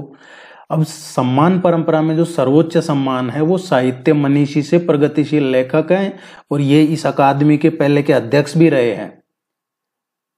ये वैसा ही है जैसा एक प्रधानमंत्री आके दूसरे प्रधानमंत्री को भारत रत्न दे दे, इस तरीके का है एक मुख्यमंत्री, और फिर उसी पार्टी का दूसरा मुख्यमंत्री आके वो अवार्ड दे रहा है। इसी तरीके से जो पूर्व अध्यक्ष हैं उनको दिया गया है, वेद व्यास हैं ये, इनको सम्मानित किया गया है सर्वोच्च परंपरा में। जनार्दन रॉय नागर सम्मान मिला है इसमें डॉक्टर रणजीत को। तो अगर आपसे पूछा जाता है एग्जाम में क्वेश्चन कि जो राजस्थान साहित्य अकादमी है उसमें जनार्दन राय नागर सम्मान से किसको सम्मानित किया गया है 2023-24 के लिए, तो डॉक्टर रणजीत को मिला है ये। इसमें और भी कई सम्मान दिए गए हैं, लेकिन इंपॉर्टेंट यही कुछ हैं जो आपको बताए गए हैं। बाकी तो इसमें काफी सारे पुरस्कार दिए जाते हैं। सबसे इंपॉर्टेंट जो आपको ध्यान रखना है ये सर्वोच्च मीरा सम्मान ध्यान रखना है। बाकी इसके बारे में आप जरूर पढ़िएगा, इसका पूरा डिटेल में करवाया गया है, इसके नोट्स वगैरह भी अवेलेबल हैं वेबसाइट पे, आप चेक कर लीजिएगा।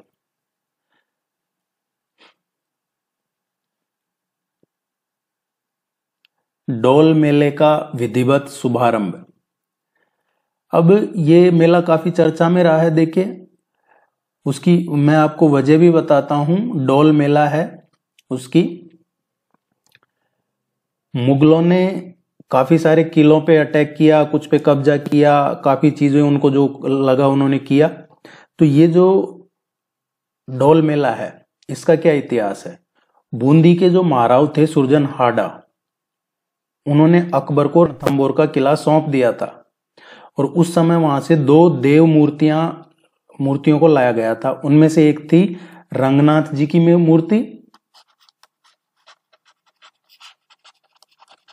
और दूसरी जो मूर्ति थी वो कल्याण राय जी की मूर्ति थी।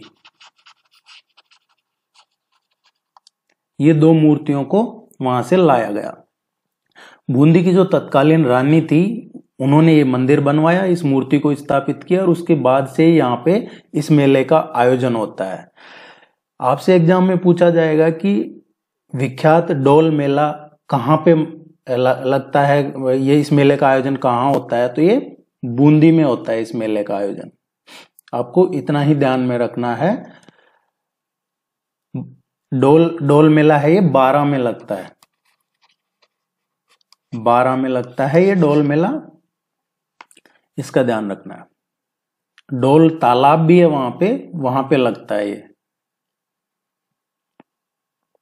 इतिहास जो था वो बूंदी का था, बूंदी से जुड़ा हुआ है, लेकिन ये 12 में लगता है, 12 जिले में, क्योंकि जो कल्याण राय जी की मूर्ति है उसको 12 में लाया गया था और जो रंगनाथ जी की मूर्ति है वो बूंदी में स्थापित की गई थी। तो इस मेले से जो जुड़ा हुआ इतिहास है कल्याण राय जी का है, जिस मूर्ति को 12 लाया गया था। और ये मेला काफी फेमस मेला है, डोल मेला 12 का। संविधान पार्क का निर्माण, देखिए दो चीजें हैं जिन पे आपको कंफ्यूज नहीं होना है। एक है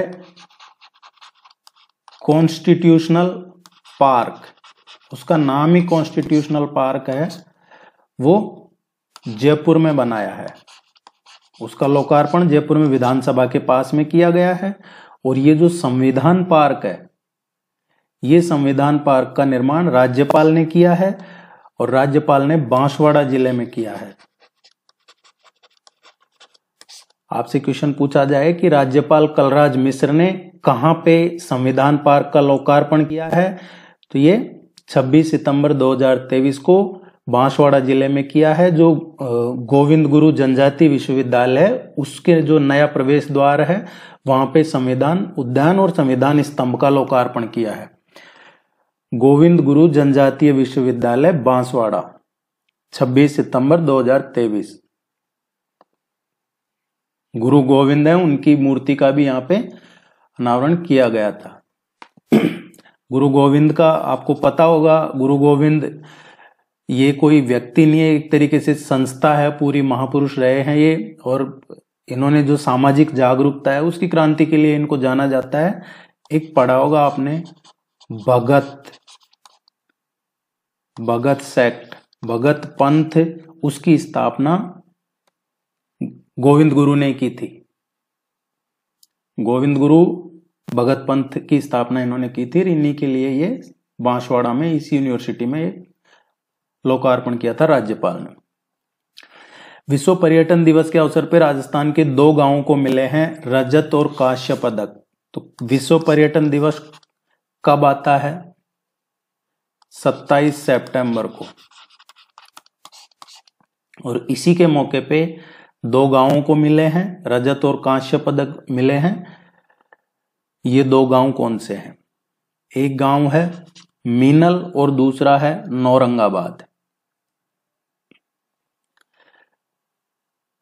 तो जो रजत पदक मिला है ये मीनल गांव को मिला है, मीनल चित्तौड़गढ़ जिले में है। और जो दूसरा कांस्य पदक मिला है ये मिला है नौरंगाबाद को। नौरंगाबाद है अलवर जिले में। नौरंगाबाद अलवर जिले में है। इसको कांस्य पदक मिला है, किसके लिए? जो पर्यटन के क्षेत्र में। और ये किसने दिया है? पर्यटन मंत्रालय ने दिया है। आपने सुना होगा भारत मंडपम, भारत मंडपम का जो कन्वेंशन सेंटर है वहां पे इसका आयोजन हुआ था दिल्ली में, नई दिल्ली में, और वहीं पे इसको ये दिया गया है। 2 गांव राजस्थान के, एक को रजत और एक को ब्रॉन्ज मेडल। रजत मिला है चित्तौड़गढ़ जिले के मीनल गांव को और ब्रॉन्ज मेडल मिला है अलवर जिले के नौरंगाबाद को।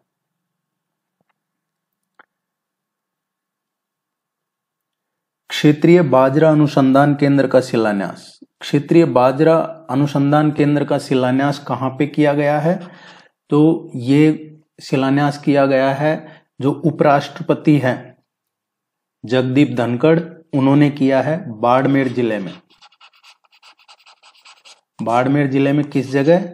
गुड़ामलानी में। ICAR, इसका जो ICAR है इसका क्षेत्रीय बाजरा अनुसंधान केंद्र, इसका शिलान्यास किया। आपने पढ़ा होगा, सुना होगा, इंटरनेशनल मिलेट ईयर्स डिक्लेयर किया है 2023 को। 2024 को इंटरनेशनल कैमल ईयर डिक्लेयर किया है, अंतर्राष्ट्रीय ऊंट वर्ष 2024 को, और 23 को मिलेट ईयर डिक्लेयर किया था। और दोनों ही कहीं ना कहीं इंडिया से जुड़े हुए हैं। तो श्री अन्न वर्ष घोषित किया गया था 2023 को, देश के लिए उपलब्धि भी कह सकते हैं इसको। और मोटा जो अनाज है उसके बारे में जागरूकता बढ़े, उसी को लेके ये केंद्र खुला है, क्षेत्रीय बाजरा अनुसंधान केंद्र, बाड़मेर जिले में गुड़ामलानी में।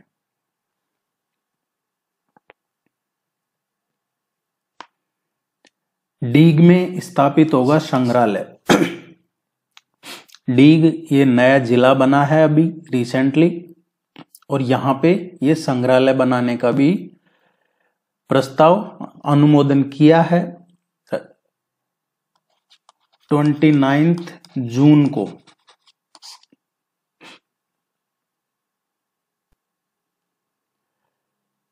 तो 29 जून को ये डीग में संग्रहालय बनाने का किया था।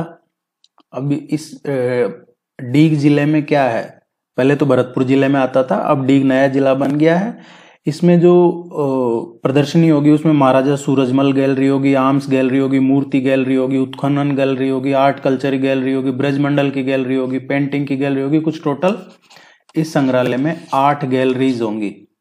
2023-24 के बजट में इसकी घोषणा की थी मुख्यमंत्री ने, और ये इसका वित्तीय प्रस्ताव दिया गया था। दिव्य कला मेला। दिव्य कला मेला क्या है? जैसा इसका नाम है वैसा ही है, दिव्य कला मेला। ये दिव्यांगजनों के लिए है। दिव्यांगजनों का जो उत्पाद है, जो दिव्यांग हैं उनका वो जो उत्पाद बनाते हैं, उनके जो प्रोडक्ट्स हैं उनकी ब्रांडिंग के लिए और उनको प्रोत्साहन करने के लिए, उनका स्किल डेवलप के लिए ये आयोजित किया जाता है। इसको जो आयोजन करता है केंद्रीय सामाजिक न्याय और अधिकारिता मंत्रालय करता है इसको आयोजन, इस मेले का। और ये कहां पे किया था? जवाहर कला केंद्र जयपुर में।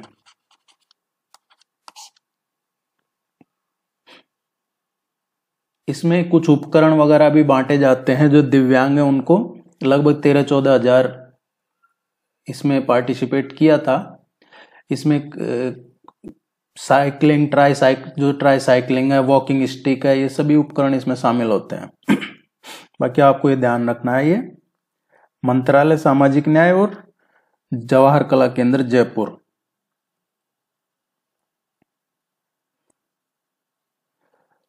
भरतपुर और बीकानेर में मल्टीपर्पज इंडोर हॉल।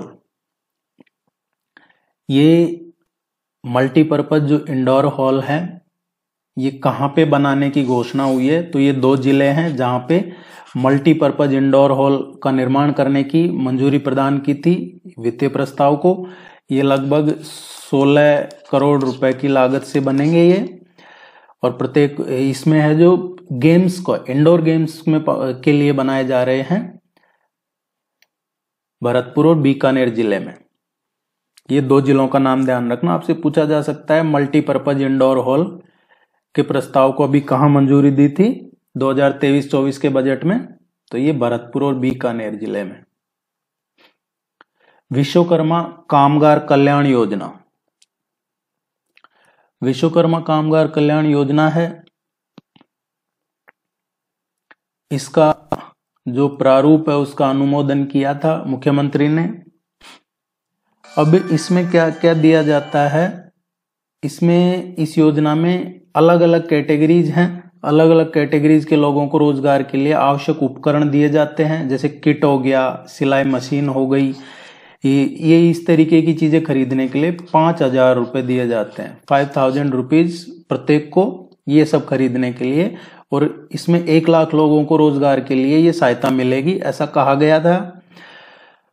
इसमें जो राजस्थान में शिल्प और माटी कला बोर्ड है, शिल्प एवं माटी कला बोर्ड, राजस्थान राज्य केश कला बोर्ड, राजस्थान राज्य विमुक्त घुमंतु अर्ध घुमंतु कल्याण बोर्ड, उद्योग एवं वाणिज्य विभाग, ये इन सबके जो हैं दस्तकार ये सब शामिल किए गए, ये सारे बोर्ड शामिल किए गए हैं इसमें विश्वकर्मा कामगार कल्याण योजना में।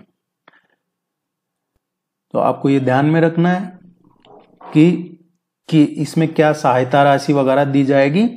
1 लाख लोगों को 5-5 हजार रुपए ये दिए जाने का प्रस्ताव है।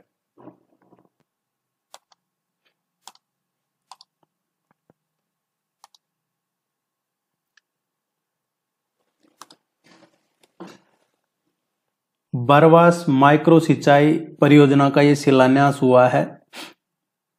आपको जो एग्जाम पॉइंट ऑफ व्यू से ध्यान में रखना है, इसमें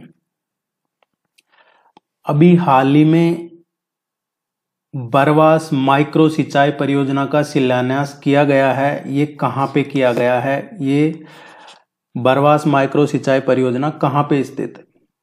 ये है बूंदी जिले में। बूंदी जिले में बरवास गांव है, वहां पे परियोजना का निर्माण किया गया है। ये उस एरिया में जल स्तर में वृद्धि हो, किसानों को फसल बुआई में विकल्प मिले, भूमिगत जल में एक स्तर में, और जो काश्तकार हैं उनको फायदा हो, इसके लिए ये शुरू किया गया है। जगह का नाम ये ध्यान रखना, बरवास माइक्रो सिंचाई परियोजना। ये हो सकता है आपको मैचिंग में भी इस तरीके की 2-3 इरिगेशन प्रोजेक्ट देकर ये भी दे दिया जाए साथ में। अनुसूचित जाति के विद्यार्थियों के लिए 5 नए छात्रावास, ये कहां पे बनाए जाएंगे? अनुसूचित जाति के लिए। तो ये 5 नए जो छात्रावास है, इस तरीके के क्वेश्चन कई बार पूछे जाते हैं एग्जाम में, ये ध्यान में रखना है।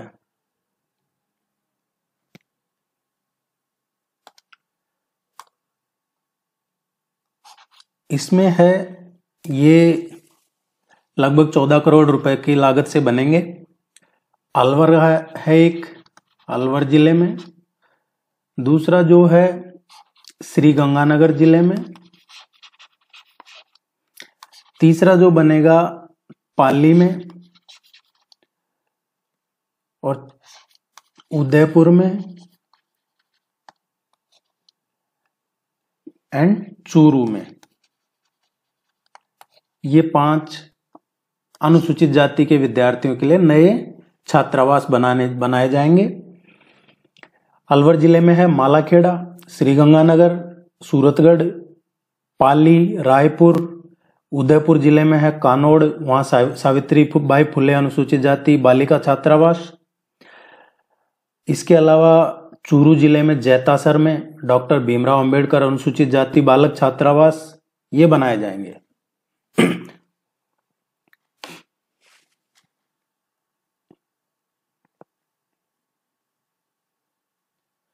अल्पसंख्यकों के लिए 10 अल्पसंख्यक छात्रावास, और जयपुर में ये वर्किंग वीमेन हॉस्टल, जोधपुर में नागरिक सुविधा केंद्र बनेगा। तो ये अल्पसंख्यकों के लिए 10 छात्रावास, और इसके अलावा जो वर्किंग वीमेन हॉस्पिटल है, वर्किंग वीमेन हॉस्टल है, जो महिलाएं काम वगैरह करती है उनके बच्चों की देखरेख के लिए ये वर्किंग वीमेन हॉस्टल और नागरिक सुविधा केंद्र जोधपुर में, और वर्किंग वीमेन हॉस्टल जयपुर में। अब जो 10 छात्रावास बनाएंगे अल्पसंख्यकों के लिए, ये 9 जिलों में बनेंगे। इनमें से जयपुर में हो गया बालिकाओं के लिए किशनपोल में, दूदू में हो गया, नागौर में कुचामन सिटी में हो गया, बारां, भरतपुर, बीकानेर, अजमेर, बूंदी, चित्तौड़गढ़ और चूरू, इनमें बनाए जाएंगे। और जो वर्किंग विमेन हॉस्टल है जयपुर में, ये मानसरोवर में बनाया जाएगा। मानसरोवर जयपुर में कामकाजी महिलाओं के लिए छात्रावास 100 बेड का होगा। इसमें अलग अलग जिलों से आकर जयपुर में जो काम करने वाली हैं अल्प पारिश्रमिक प्राप्त महिलाएं, उनको प्राथमिकता दी जाएगी। अल्पसंख्यक नागरिक सुविधा केंद्र है, ये जोधपुर में अल्पसंख्यकों के लिए, माइनॉरिटीज के लिए नागरिक सुविधा केंद्र। यहाँ सभी तरह की जानकारी मिलेगी, प्रशिक्षण होगा, विद्यार्थी और आमजन की यहाँ बैठकें भी होंगी जोधपुर में। माइनॉरिटी के लिए है ये, अल्पसंख्यकों के लिए। राइट टू हेल्थ, इसके संबंध में नए नियम बनाए जा रहे हैं और एक उच्च स्तरीय समिति गठित की गई है। तो इसमें ध्यान रखना आपको कि राइट टू हेल्थ कानून के लिए जो उच्च स्तरीय समिति गठित की है उसके अध्यक्ष कौन है, उसको लीड किसने किया है उस समिति को। और ये एक्चुअली जो विधानसभा से बिल पास हुआ था स्वास्थ्य का अधिकार अधिनियम 2022, उसको लेके बनाई गई है। इसके अध्यक्ष थे सुब्रा सिंह।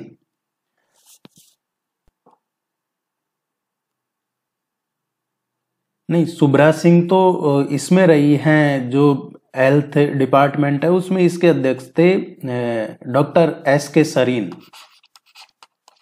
डॉक्टर एस के सरीन ये इसके अध्यक्ष थे। तो ये आपसे पूछा जाए अगर क्वेश्चन, राइट टू हेल्थ कानून के लिए जो कानून बनाए जा रहे हैं, नियम उपनियम, उसके लिए एक हेल्थ, देखिए इसको लेके बहुत बवाल हुआ था, बहुत डॉक्टर्स वगैरह ने काम हड़ताल वगैरह कर दी थी, क्योंकि इसमें यह था कि राइट टू हेल्थ को लेके कि आप कोई भी केस हो गया, सपोज किसी के चोट लग गई, तो उसको आप किसी भी नजदीकी हॉस्पिटल में, सरकारी प्राइवेट में ले जा सकते हैं। आप जानते हैं प्राइवेट में तो जाते ही वो पहले पैसे लेते हैं, उसके बाद इलाज चालू करते हैं। लेकिन इस राइट टू हेल्थ में ऐसा था कि आप ले जाइए, जो भी इलाज लगेगा सरकार देगी। तो डॉक्टरों ने विरोध किया, उसके बाद में ये कमेटी बनाई थी और इसमें कमेटी का जो अध्यक्ष थे डॉक्टर एस के सरीन थे।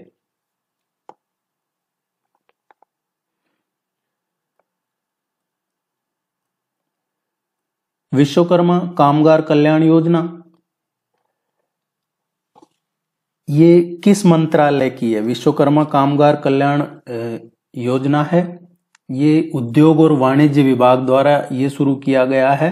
इसमें जो राज्य में महिलाएं हैं, कामगार हैं, अलग अलग वर्ग की जो हस्तशिल्प से जुड़े हैं, केश कला, माटी कला, इनको रोजगार उपलब्ध करवाने के लिए ये योजना शुरू की गई है। इसकी एज क्या है?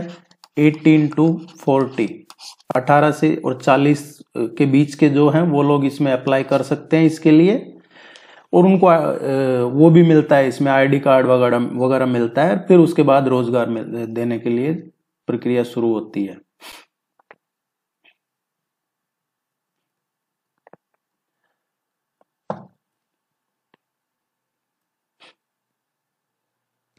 द आशाएं फिलिंग स्टेशन, द आशाएं फिलिंग स्टेशन, ये इसका उद्घाटन कहाँ पे किया गया है? अभी रिसेंटली जो कारागार विभाग और सामाजिक न्याय एवं अधिकारिता डिपार्टमेंट है उसने ये लगाए हैं द आशाएं फिलिंग स्टेशन। ये पेट्रोल पंप है एक्चुअल में, आमजन को सुविधा उपलब्ध कराने के लिए। एक तो आमजन को सुविधा उपलब्ध हो, और दूसरा जो जेल में कैदी हैं या जिनको बंदी कहा जाता है, बंदियों को रोजगार से जोड़ने के लिए ये द आशाएं फिलिंग स्टेशन का उद्घाटन किया गया है। राज्य सरकार ने क्या किया है कि अलग अलग जेलों में बंद कैदियों को कौशल प्रशिक्षण प्रदान किया है और खुली जेल में रहने की व्यवस्था की है। जो कैदी जेल में रहते हैं उनको, खुली जेल में रहने वाले कैदियों को इससे जोड़ने के काम किया गया है। और उसमें कहा गया है कि पेट्रोल पंप का जो संचालन है ये जो बंदी हैं, ये जो जेल में रह रहे हैं, ये लोग करेंगे। हालांकि ये है कि इसकी निगरानी एक मॉनिटरिंग कमेटी करेगी, लेकिन द आशाएं फिलिंग स्टेशन को वही चलाएंगे जो कैदी हैं, जेल में रह रहे हैं, जिनका चाल चलन ठीक है। ये आप जरूर ध्यान में रखिएगा। इसमें एक क्वेश्चन और पूछा जा सकता है, कब शुरू किया गया? 15 जुलाई को शुरू किया गया है ये द आशाएं फिलिंग स्टेशन।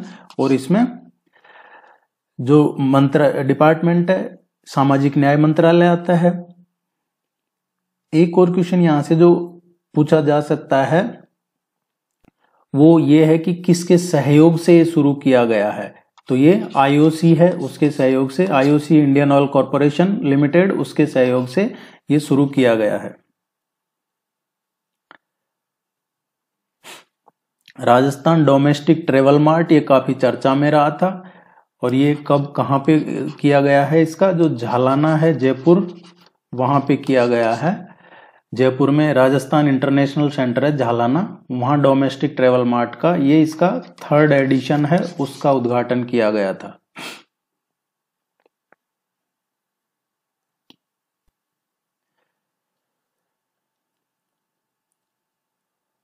ग्यारह मिलेट्स और खाद्य प्रसंस्करण इकाइयों की स्थापना की गई है। ये 17 जुलाई को किया गया है।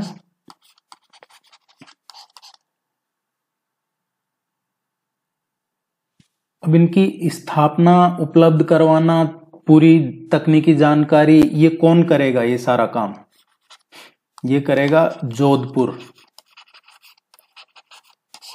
जोधपुर एग्रीकल्चर यूनिवर्सिटी है, उसके अंतर्गत इनकी स्थापना की जाएगी। जो भी 11 मिलेट्स एवं खाद्य प्रसंस्करण इकाइयां हैं उनकी स्थापना। इसमें अब ये 11 क्या है, लघु एवं सीमांत किसानों को उन्नत किस्मों के जो बीज हैं वो उपलब्ध करवाना, सूक्ष्म पोषक तत्व, कीटनाशक उनका सही दर पे वितरण करना, जो पहली 100 प्रसंस्करण इकाइयां हैं उन पे अनुदान करना, बाजरा और जो अदर मिलेट्स हैं उनका संवर्धन करना, ये सभी इसमें शामिल है। यहां से एक क्वेश्चन पूछा जाएगा आपसे एग्जाम में। हम सोचते रहेंगे कि मिलेट ईयर 2023 डिक्लेयर किया, ये पूछ सकते हैं, नहीं, ऐसा नहीं है। एक तो राजस्थान राज्य बीज निगम लिमिटेड, इसके बारे में पढ़ लीजिएगा। और दूसरा, जो ये मिलेट्स वगैरह का स्थापना की है, इसके लिए बीज कहां से आएंगे, इन बीजों के लिए हैदराबाद से बीज मंगवाए हैं, जो Indian institute of millet research है हैदराबाद में, वहां से। जो क्वेश्चन पूछा जाएगा वो ये पूछा जाएगा कि इनमें से कौन सी मिलेट्स हैं, या ये मिलेट्स, इनमें से कौन से जो बीज हैं वो मिलेट्स से संबंधित है। तो जो छोटा अनाज है उनको पढ़ लीजिएगा आप, रागी,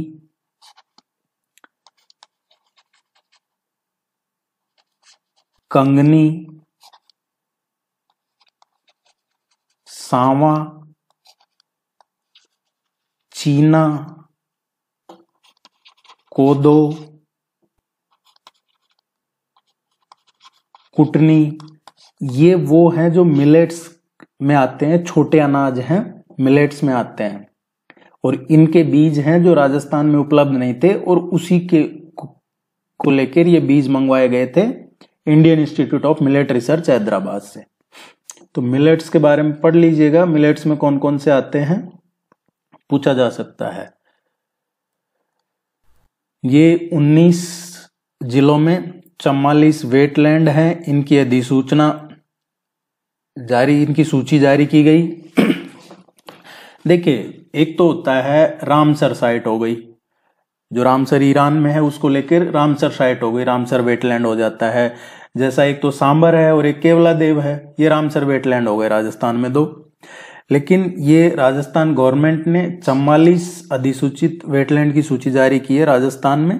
इनके नाम आप जरूर ध्यान में रखिएगा और इनकी लिस्ट पढ़िएगा। यहां से एक क्वेश्चन आपको देखने को मिल सकता है आपके एग्जाम में वेटलैंड से संबंधित। इसमें कुल जो 44 वेटलैंड है, इसमें 12 जिले में है।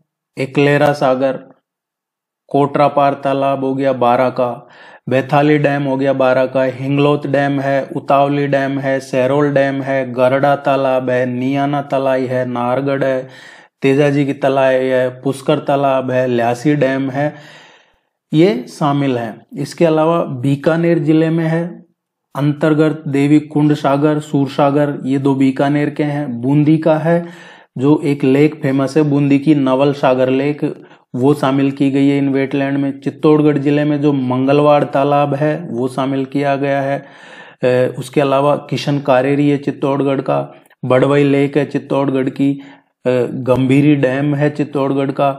इसके अलावा डूंगरपुर जिले में साबेला तालाब है, डूंगरपुर का साबेला तालाब। जोधपुर है, उसमें कायलाना और शूरपुरा, ये 2 शामिल किए गए हैं, कायलाना और शूरपुरा। कोटा में है जो पक्षी विहार है, कनवास है, किशोर सागर है, हनोतिया है। नागौर जिले की बात करें तो डीडवाना है, पाली में लखोटिया तालाब हो गया, लोरडिया तालाब हो गया, राजसमंद में है राज्यवास और राघव सागर वेटलैंड। इसी तरीके से सीकर में रेवासा है, टोंक में बुद्ध सागर है, बीसलपुर है, चंदलाई है, मोती सागर है, टोरडी सागर है, उदयपुर का मेन सागर वेटलैंड हो गया, भीलवाड़ा का चावड़िया हो गया, प्रतापगढ़ में केसरियावाड़ हो गया, सिरोही में लाखेरा हो गया, अजमेर में बड़ा तालाब, ये झालावाड़ में है जो बड़बेला तालाब। इस तरीके से मैं आपको ये रिक्वेस्ट करूंगा कि इसकी लिस्ट आपको विकिपीडिया पे मिल जाएगी या वेबसाइट पे मिल जाएगी हमारी पे, जहां से भी आपको मिले ये 44 वेटलैंड की जरूर पढ़िएगा और डिस्ट्रिक्ट वाइज पढ़िएगा। सपोज आपसे पूछा जाएगा कि बुद्ध सागर किस जिले में है, अभी हाल ही में अधिसूचित वेटलैंड बुद्ध सागर किस जिले में है, या फिर मैचिंग में दे दिया जाएगा बुद्ध सागर जैसे टोंक जिले में है। इस तरीके के क्वेश्चन आप एक्सपेक्ट कर सकते हैं, यहां से क्वेश्चन आएगा एग्जाम में, ये मान के चल सकते हैं हम। एक बिल पास हुआ था राजस्थान कारागार विधेयक 2023, काफी चर्चा में रहा था ये। इसमें जो प्रदेश में जो जेल में बंदी थे उनमें सुधार के लिए, उनके मूलभूत मानवाधिकार हक के लिए, उनके कौशल के लिए, देखिए कई बार क्या होता है, कुछ चीजें अच्छी करने का होता है मंशा गवर्नमेंट का, लेकिन वो उल्टा भी पड़ जाता है। क्योंकि देखने को मिला कई जगह जो जेल वगैरह होती है उनमें कैदियों के पास मोबाइल मिल रहा है, और राजस्थान में इतना क्राइम कभी नहीं हुआ जितना पिछले 4-5 या 6-7 साल में रहा है।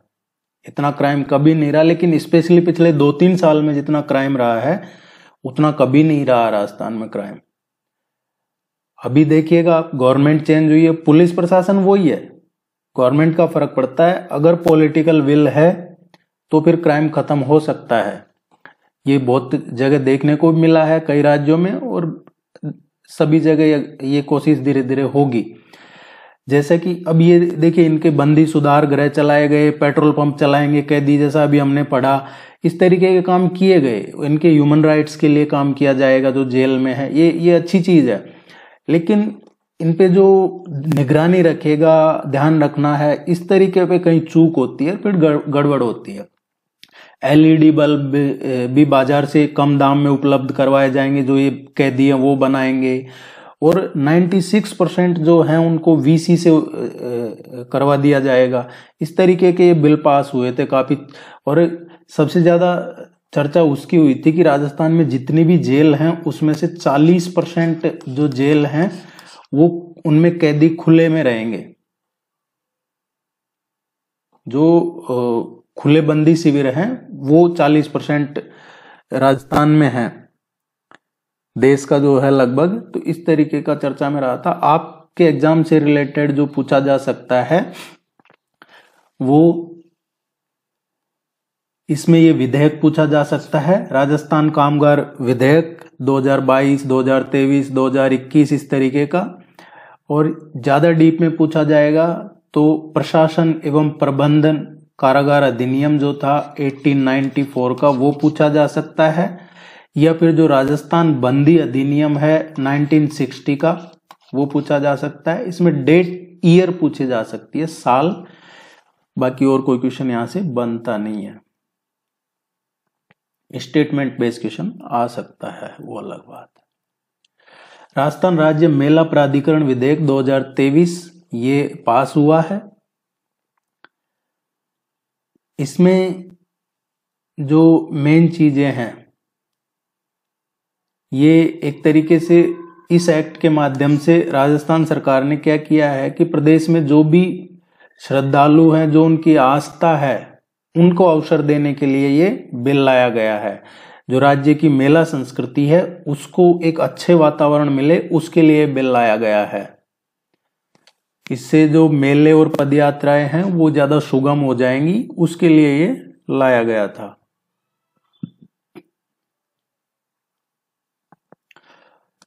कुछ बिल हैं जो पढ़ रहे हैं अभी हम। मारवाड़ चिकित्सा विश्वविद्यालय विधेयक, मारवाड़ चिकित्सा विश्वविद्यालय विधेयक है, ये पास हुआ था।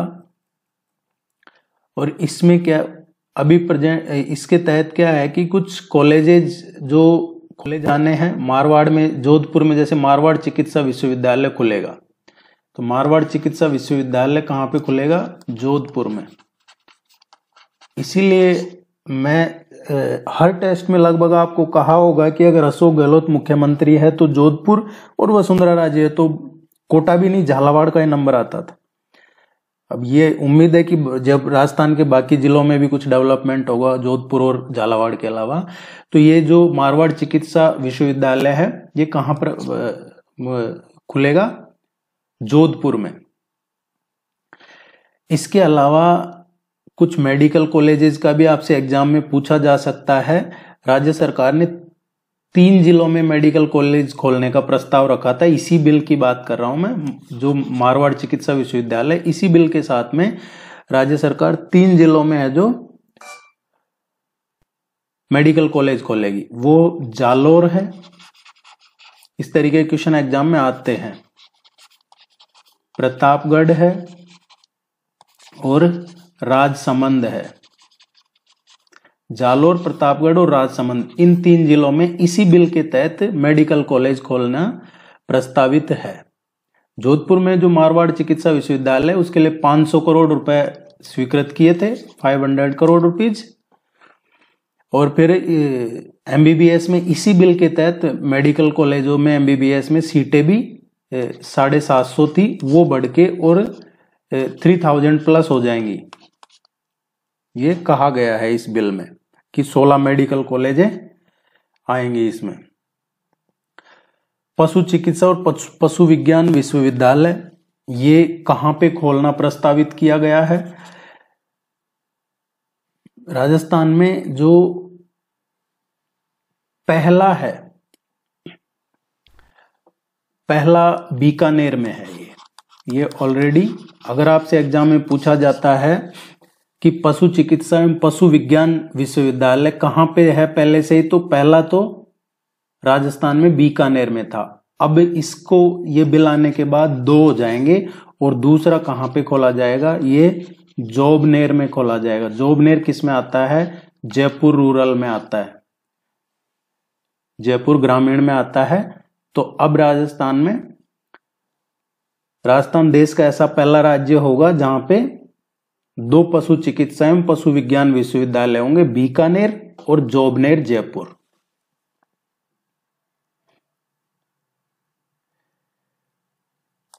तीन दशक में सर्वाधिक बैठकें 15वीं राजस्थान विधानसभा में हुई है। जो 15वीं राजस्थान विधानसभा है उसमें टोटल जो बैठकें हुई है 144 बैठकें हुई है।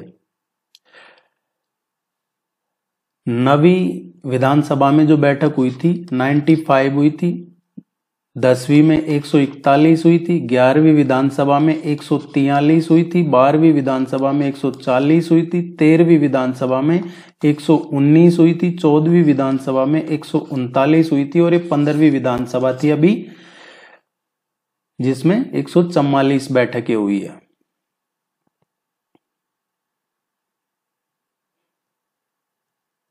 जो शून्यकाल वगैरह में प्रश्न पूछे जाते हैं उससे संबंधित बात है ये।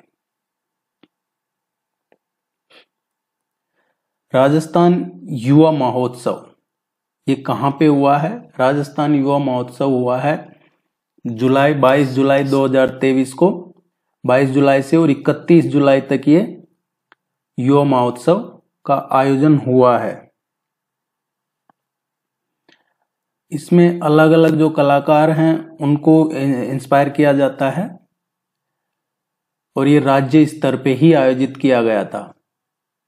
इसमें जैसे सामूहिक लोक गायन हो गया, सामूहिक लोक नृत्य हो गया, शास्त्रीय गायन हो गया, इस तरीके की चीजों का आयोजन हुआ था। वहीं जो मांडना है, फड़ है या खड़ताल है, भित्ति चित्र, कठपुतली, इन सब का आयोजन इसमें किया गया था।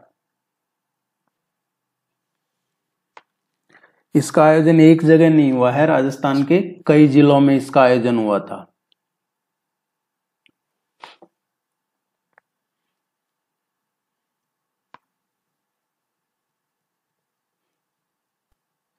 राजस्थान साहित्य अकादमी ने 2019-20, 20-21 और 21-22 के जो बकाया पुरस्कार रह गए थे उनकी घोषणा की है। ये जो पुरस्कार हैं मैं आपको रिकमेंड करूंगा, ये काफी सारे हैं और यहां से आपको 2 क्वेश्चन देखने को मिलेंगे। आप यकीन मानिए आपको हो सकता है 2 क्वेश्चन देखने को मिले। मेरा जहां तक मैं कह सकता हूं, हो सकता है नहीं भी आए, लेकिन 2 क्वेश्चन जो पुराना रिकॉर्ड रहा है उसके हिसाब से पूछे जाते हैं। ये राजस्थान साहित्य अकादमी अवार्ड का हर एग्जाम में क्वेश्चन आता है, इंक्लूडिंग राजस्थान एडमिनिस्ट्रेटिव सर्विसेज 2019-20 के लिए। जो देखिए इसमें क्या इंपॉर्टेंट आपको पढ़ना मैं बता दूं, मीरा पुरस्कार और इसके अलावा सुधींद्र पुरस्कार होता है एक, सुधींद्र पुरस्कार, रांगेय पुरस्कार होता है, देवराज उपाध्याय पुरस्कार होता है, कन्हैयालाल सहल पुरस्कार होता है, देवीलाल सामर पुरस्कार होता है, सुमनेश जोशी पुरस्कार होता है, शंभुदयाल सक्सेना पुरस्कार होता है। ये 6-7 पुरस्कार हैं जिनमें सबसे ज्यादा इंपॉर्टेंट मीरा पुरस्कार, ये सबसे इंपॉर्टेंट होता है। 2019-20 के लिए गोविंद माथुर को दिया था, मुड़कर देखता है जीवन उनकी रचना है, कृति है, उसके लिए दिया था। 2020-21 की बात करें तो मीरा पुरस्कार डॉक्टर RD सैनी को दिया था, ये जयपुर के रहने वाले हैं। इनकी कृति थी प्रिय ओलिव, उसके लिए मिला था। 2021-22 की बात करें मीरा पुरस्कार तो ये डॉक्टर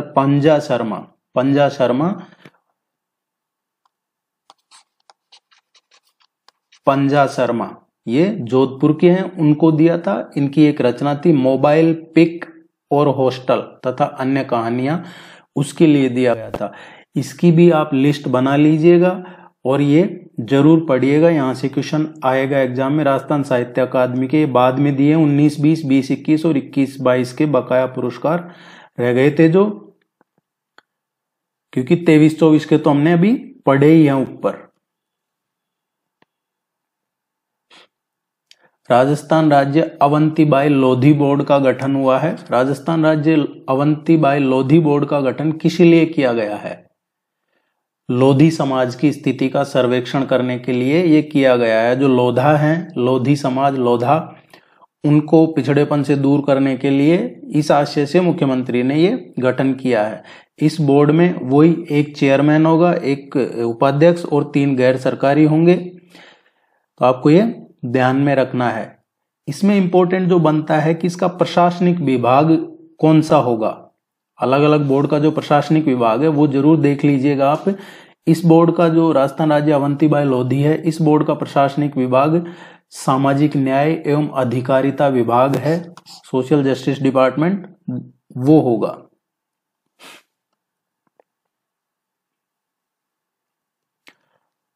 अनुजा निगम का ऑनलाइन पोर्टल प्रारंभ। अनुजा निगम क्या है? देखिए ये लोन वगैरह देने के लिए ये शुरू किया गया था अनुजा निगम। आपसे जो पूछा जा सकता है एग्जाम में क्वेश्चन, वो ये कि अनुजा निगम का संबंध किससे है? ये अनुसूचित जाति, अनुसूचित जनजाति, सफाई कर्मचारी, विशेष योग्यजन, अन्य पिछड़ा वर्ग, ये ध्यान रखना आपको। अनुसूचित जाति, जनजाति, सफाई कर्मचारी, विशेष योग्यजन, अदर अन्य पिछड़ा जन, इनको ऋण देने के लिए, इनको लोन देने के लिए ऑनलाइन आवेदन कर सकते हैं। ये पोर्टल है, इस पे जाके ये शुरू किया गया। किसने शुरू किया है? ये राजस्थान अनुसूचित जाति जनजाति वित्त एवं विकास सहकारी निगम लिमिटेड है, उसने शुरू किया गया है और उसी को अनुजा निगम कहते हैं। किसको? राजस्थान अनुसूचित जाति जनजाति वित्त एवं जो विकास सहकारी निगम लिमिटेड है उसको ही अनुजा निगम कहा जाता है, ये ध्यान रखना है। इसमें 50,000 से लेकर 10 लाख तक का ऋण स्वीकृत किया जाता है। 12,000 से ज्यादा व्यक्तियों के लिए इस बार जो प्रपोजल था, ये प्रस्ताव रखा था, ऋण कितना देना है? 200 करोड़ रुपए 12,000 लोगों को।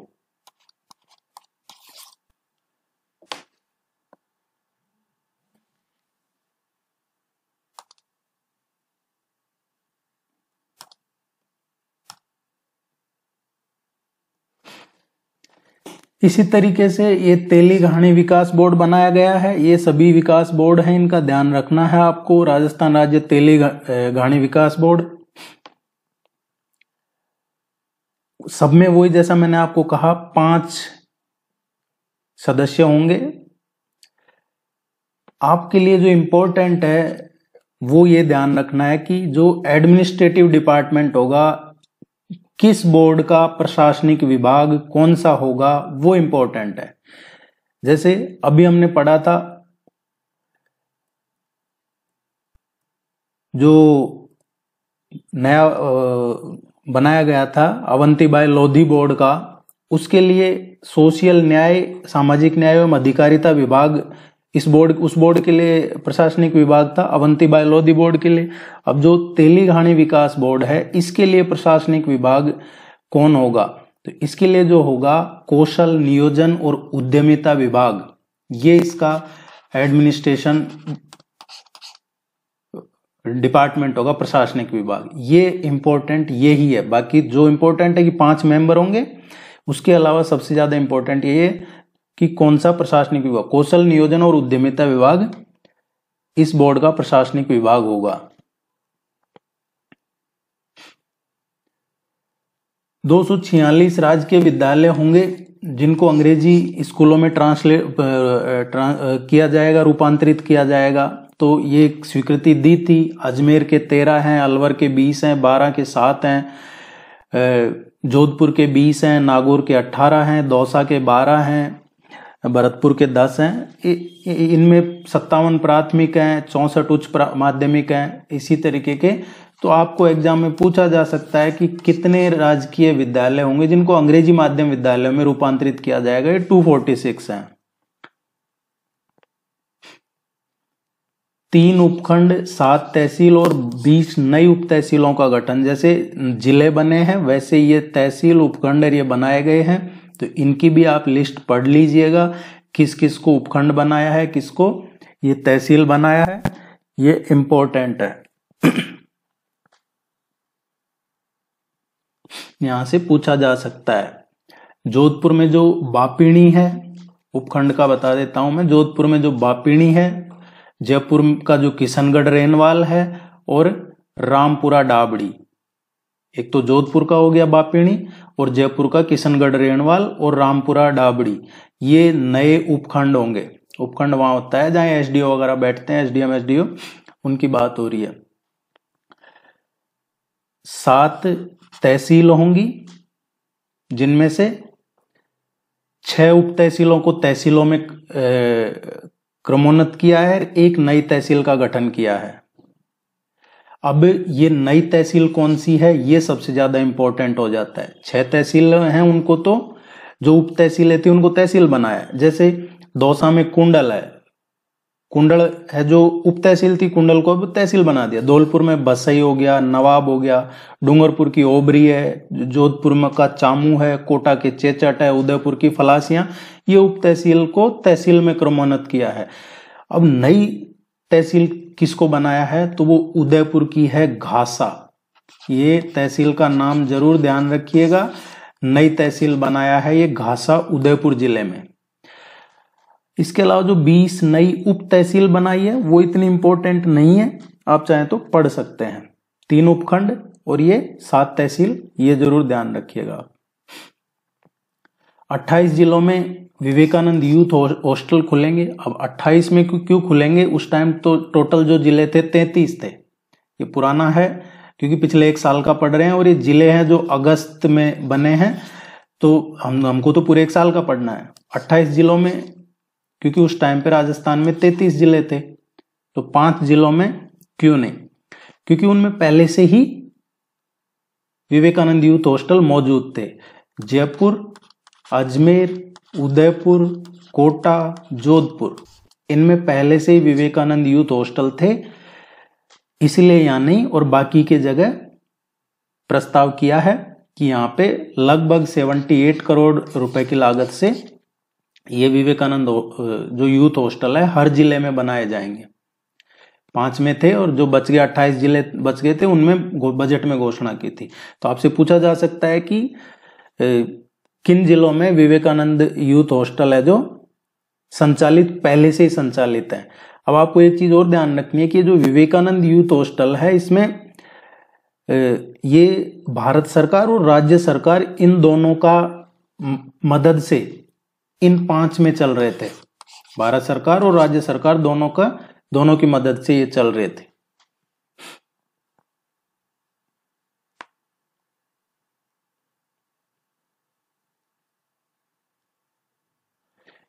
ये जो 15 अल्पसंख्यकों का है राजकीय आवासीय विद्यालय, ये कहाँ बनेंगे? 15 अल्पसंख्यक राजकीय आवासीय विद्यालय ये बनाने का प्रस्ताव किया था। तो ये कहाँ पे बनेंगे ये ध्यान रखना आपको। अलवर के रामगढ़ में, भरतपुर के नगर में, बाड़मेर के रमजान की गफन जो है चौहटन जिसको कहते हैं, और शेड़वा में, अजमेर के सरवाड़ में बालिकाओं के लिए बनेगा। जोधपुर, झुंझुनू, कोटा, टोंक, बीकानेर, सीकर, भरतपुर का जो पहाड़ी कामा, जोधपुर में बाप, जैसलमेर के नाचना जो पोखरण में आता है, वहां पे राजकीय अल्पसंख्यक आवासीय विद्यालय बालिकाओं के लिए बनेंगे। बालिकाओं के लिए कहां पे बनेंगे? ये जोधपुर, झुंझुनू, कोटा, टोंक, बीकानेर, सीकर, भरतपुर का पहाड़ी कामा, जोधपुर का जेतड़ासर जो बाप तहसील में आता है, जैसलमेर का नाचना पोखरण में आता है, यहाँ राजकीय अल्पसंख्यक आवासीय बालिकाओं के लिए बनेंगे। इसको जरूर पढ़िएगा आप। इसमें 100 की कैपेसिटी होगी, एक में 100 विद्यार्थियों के लिए डे स्कॉलर के रूप में पढ़ाया जाएगा। 6 EMRS का ये उद्घाटन किया है प्रधानमंत्री ने। इसके बारे में जरूर पढ़िएगा। ये प्रधानमंत्री का दौरा था सीकर जिले का, जब का है 6 EMRS बनाने की घोषणा। ये किसानों से संबंधित है एक्चुअली। इसमें जो PM किसान समृद्धि केंद्र है राष्ट्र को समर्पित करने का इसमें, और जो उर्वरक है, बीज हैं, उपकरण है, उससे लेकर मिट्टी, इन सब की सुविधाओं को लेकर प्रधानमंत्री ने ये 6 EMRS का उद्घाटन किया था सीकर जिले में। राजस्थान के सीकर जिले में ये किया था। इसके अलावा जो 6 जिले हैं ये EMRS क्या है? EMRS है एकलव्य मॉडल आवासीय विद्यालय, और इसमें बांसवाड़ा, प्रतापगढ़, उदयपुर, डूंगरपुर ये भी इसमें आते हैं। 6 एकलव्य मॉडल आवासीय विद्यालय उदयपुर, बांसवाड़ा, प्रतापगढ़, डूंगरपुर।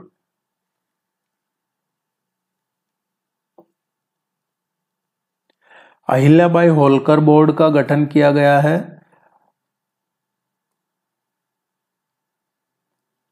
अहिल्याबाई होलकर बोर्ड का गठन किया। इसका जो प्रशासनिक विभाग होगा सामाजिक न्याय एवं अधिकारिता विभाग होगा। इसमें जो गडरिया है, घोसी है, गाडरी है, ये इसमें शामिल किए गए हैं जातियां, जनजातियां। नेवटा बांध और कानोता बांध ये इको एडवेंचर टूरिज्म साइट है, ये घोषित की गई है। नेवटा बांध और कानोता बांध ये कहाँ पे हैं? नेवता और कानोता बांध ये दोनों ही जयपुर में है, जयपुर जिले में, जयपुर रूरल में। ये पूछा जा सकता है आपसे। अभी हाल ही में जो ये नेवटा और कानोता बांध को इको एडवेंचर टूरिज्म साइट घोषित किया गया है, किस जिले में है? तो ये जयपुर में ही है दोनों। National public health excellence award, national public health excellence award ये किसको मिला है? ये मिला है प्रसव वॉच एप्लीकेशन। जो प्रसव वॉच एप्लीकेशन इसको मिला है national public health excellence award. ये दिल्ली में दिया गया है, जो चिकित्सा के क्षेत्र में दिया गया है। राष्ट्रीय स्वास्थ्य मिशन का है, राजस्थान सरकार की तरफ से चलाया गया था। इसके तहत राजस्थान को मिला है। राजस्थान राजस्थान ऐसा पहला राज्य है जिसने राष्ट्रीय स्वास्थ्य मिशन के अंतर्गत मातृ स्वास्थ्य अनुभाग द्वारा राज्य की जो मेन उच्च प्रसव वार वाले 360 मेडिकल इंस्टीट्यूट है उन सभी में प्रसवों की डिजिटलाइजेशन, क्लिनिकल केयर और मॉनिटरिंग के लिए प्रसव वॉच एप्लीकेशन ये तैयार की थी। तो ये जो ऐप है इस ऐप के लिए मिला है राजस्थान को चिकित्सा के क्षेत्र में। देवस्थान विभाग और IRCTC के बीच में एक MOU हुआ है। ये किस चीज को लेके? मेमोरेंडम ऑफ अंडरस्टैंडिंग ये साइन हुआ है। इसमें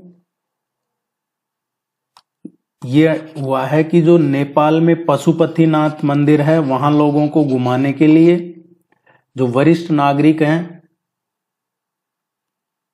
उनको सुविधा मुहैया करवाई जाए। मंदिर में जो दर्शन करने जाना चाहते हैं नेपाल के काठमांडू में पशुपतिनाथ मंदिर में, उसके लिए ये MOU साइन हुआ है देवस्थान विभाग और जो IRCTC है रेलवे का उसके बीच में। लगभग टारगेट था 40,000 लोगों को ये दर्शन करवाने का, जिसमें 36,000 रेल से और 4,000 लोगों को हवाई जहाज से यात्रा करवाने का था। मिशन वात्सल्य योजना क्या है? मिशन वात्सल्य योजना है ये बाल अधिकारिता विभाग की है। मिशन वात्सल्य योजना इसमें जो बाल संरक्षण है उनका सुदृढ़ीकरण है, बाल संरक्षण से जुड़े जो कानून है उनको लागू करना और प्रत्येक जिला स्तर पे बाल कल्याण और संरक्षण समिति का गठन किया जाए। उसी को ये बाल वात्सल्य योजना में सबको एक जगह इकट्ठा करके रखा गया है। बच्चों से जुड़ी हुई जो भी चीजें हैं उनका अनुमोदन किया गया है। अभी किसने किया है? इंपॉर्टेंट ये है, ये किया है Rajasthan state child protection society की जो सभा हुई है उसने। और ये इसका अनुमोदन हुआ। इसके अध्यक्ष कौन थे? डॉक्टर आरुषि मलिक।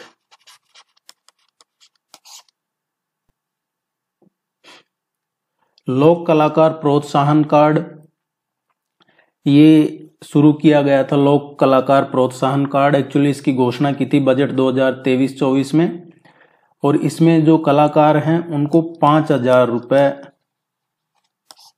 की राशि एक बार में सहायता के लिए, वो अपना कोई यंत्र उपकरण खरीदना चाहते हैं कलाकार अपना, उसके लिए ये शुरू किया गया है। राजस्थान अंतर्राष्ट्रीय बाघ दिवस पर बाघिन T111 के 3 शावकों का ये नामकरण हुआ है। ये पूछा गया है कई एग्जामों में जो उसके अभी रिसेंटली हुई है और आगे भी आप उम्मीद कर सकते हैं कि पूछा जा सकता है। ये नाम आपको ध्यान रखने हैं। चिरंजीवी,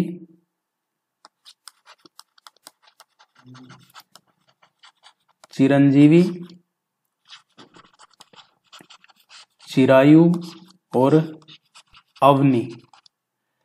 चिरंजीवी, चिरायु और अवनी ये 3 नाम हैं जो अंतर्राष्ट्रीय बाघ दिवस आता है 29 जुलाई को। तो 29 जुलाई को अंतर्राष्ट्रीय बाघ दिवस के मौके पे रणथंभौर नेशनल पार्क है। रणथंभौर नेशनल पार्क सवाई माधोपुर जिले में है और वहीं पे ये बाघिन T111 के जो 2 वर्ष के हो चुके थे 3 शावक, इनका नामकरण किया गया है। और ये 3 में से 2 तो बाघ हैं और एक बाघिन है। 2 टाइगर एक बाघिन है, इनका नाम रखा गया है। 2 का तो जो बाघ है उनका नाम चिरंजीवी और चिरायु रखा है। जो बाघिन है उसका नाम अवनी रखा है। आप सभी जानते होंगे पैरा ओलंपिक पदक विजेता है अवनी लेखरा, उनके नाम पे रखा गया। इनके फादर RS ऑफिसर भी है, इनके नाम पे रखा गया है अवनी लेखरा के नाम पे। और जो 2 नाम रखे हैं चिरंजीवी और चिरायु, ये भी कृष्णा पूनिया के नाम पे इन्हीं के से लेकर ये नाम पे रखे गए हैं कुछ। एक्चुअली कृष्णा पूनिया के नाम पे T19 का नाम रखा था, जो कृष्णा पूनिया ने 2010 में कॉमनवेल्थ गेम्स में स्वर्ण पदक जीता था। उसके बाद उनके नाम पे T19 का रखा था। अभी ये रखे हैं जिनमें से अवनी के नाम पे, ये अवनी लेखरा के नाम पे रखा गया। अभी जन सम्मान वीडियो कॉन्टेस्ट, जन सम्मान वीडियो कॉन्टेस्ट है, ये हुआ है। इसमें 3 प्राइज विनर रहे हैं। तीन लोगों ने इसमें आरती, मनीष और किरणजीत। आरती,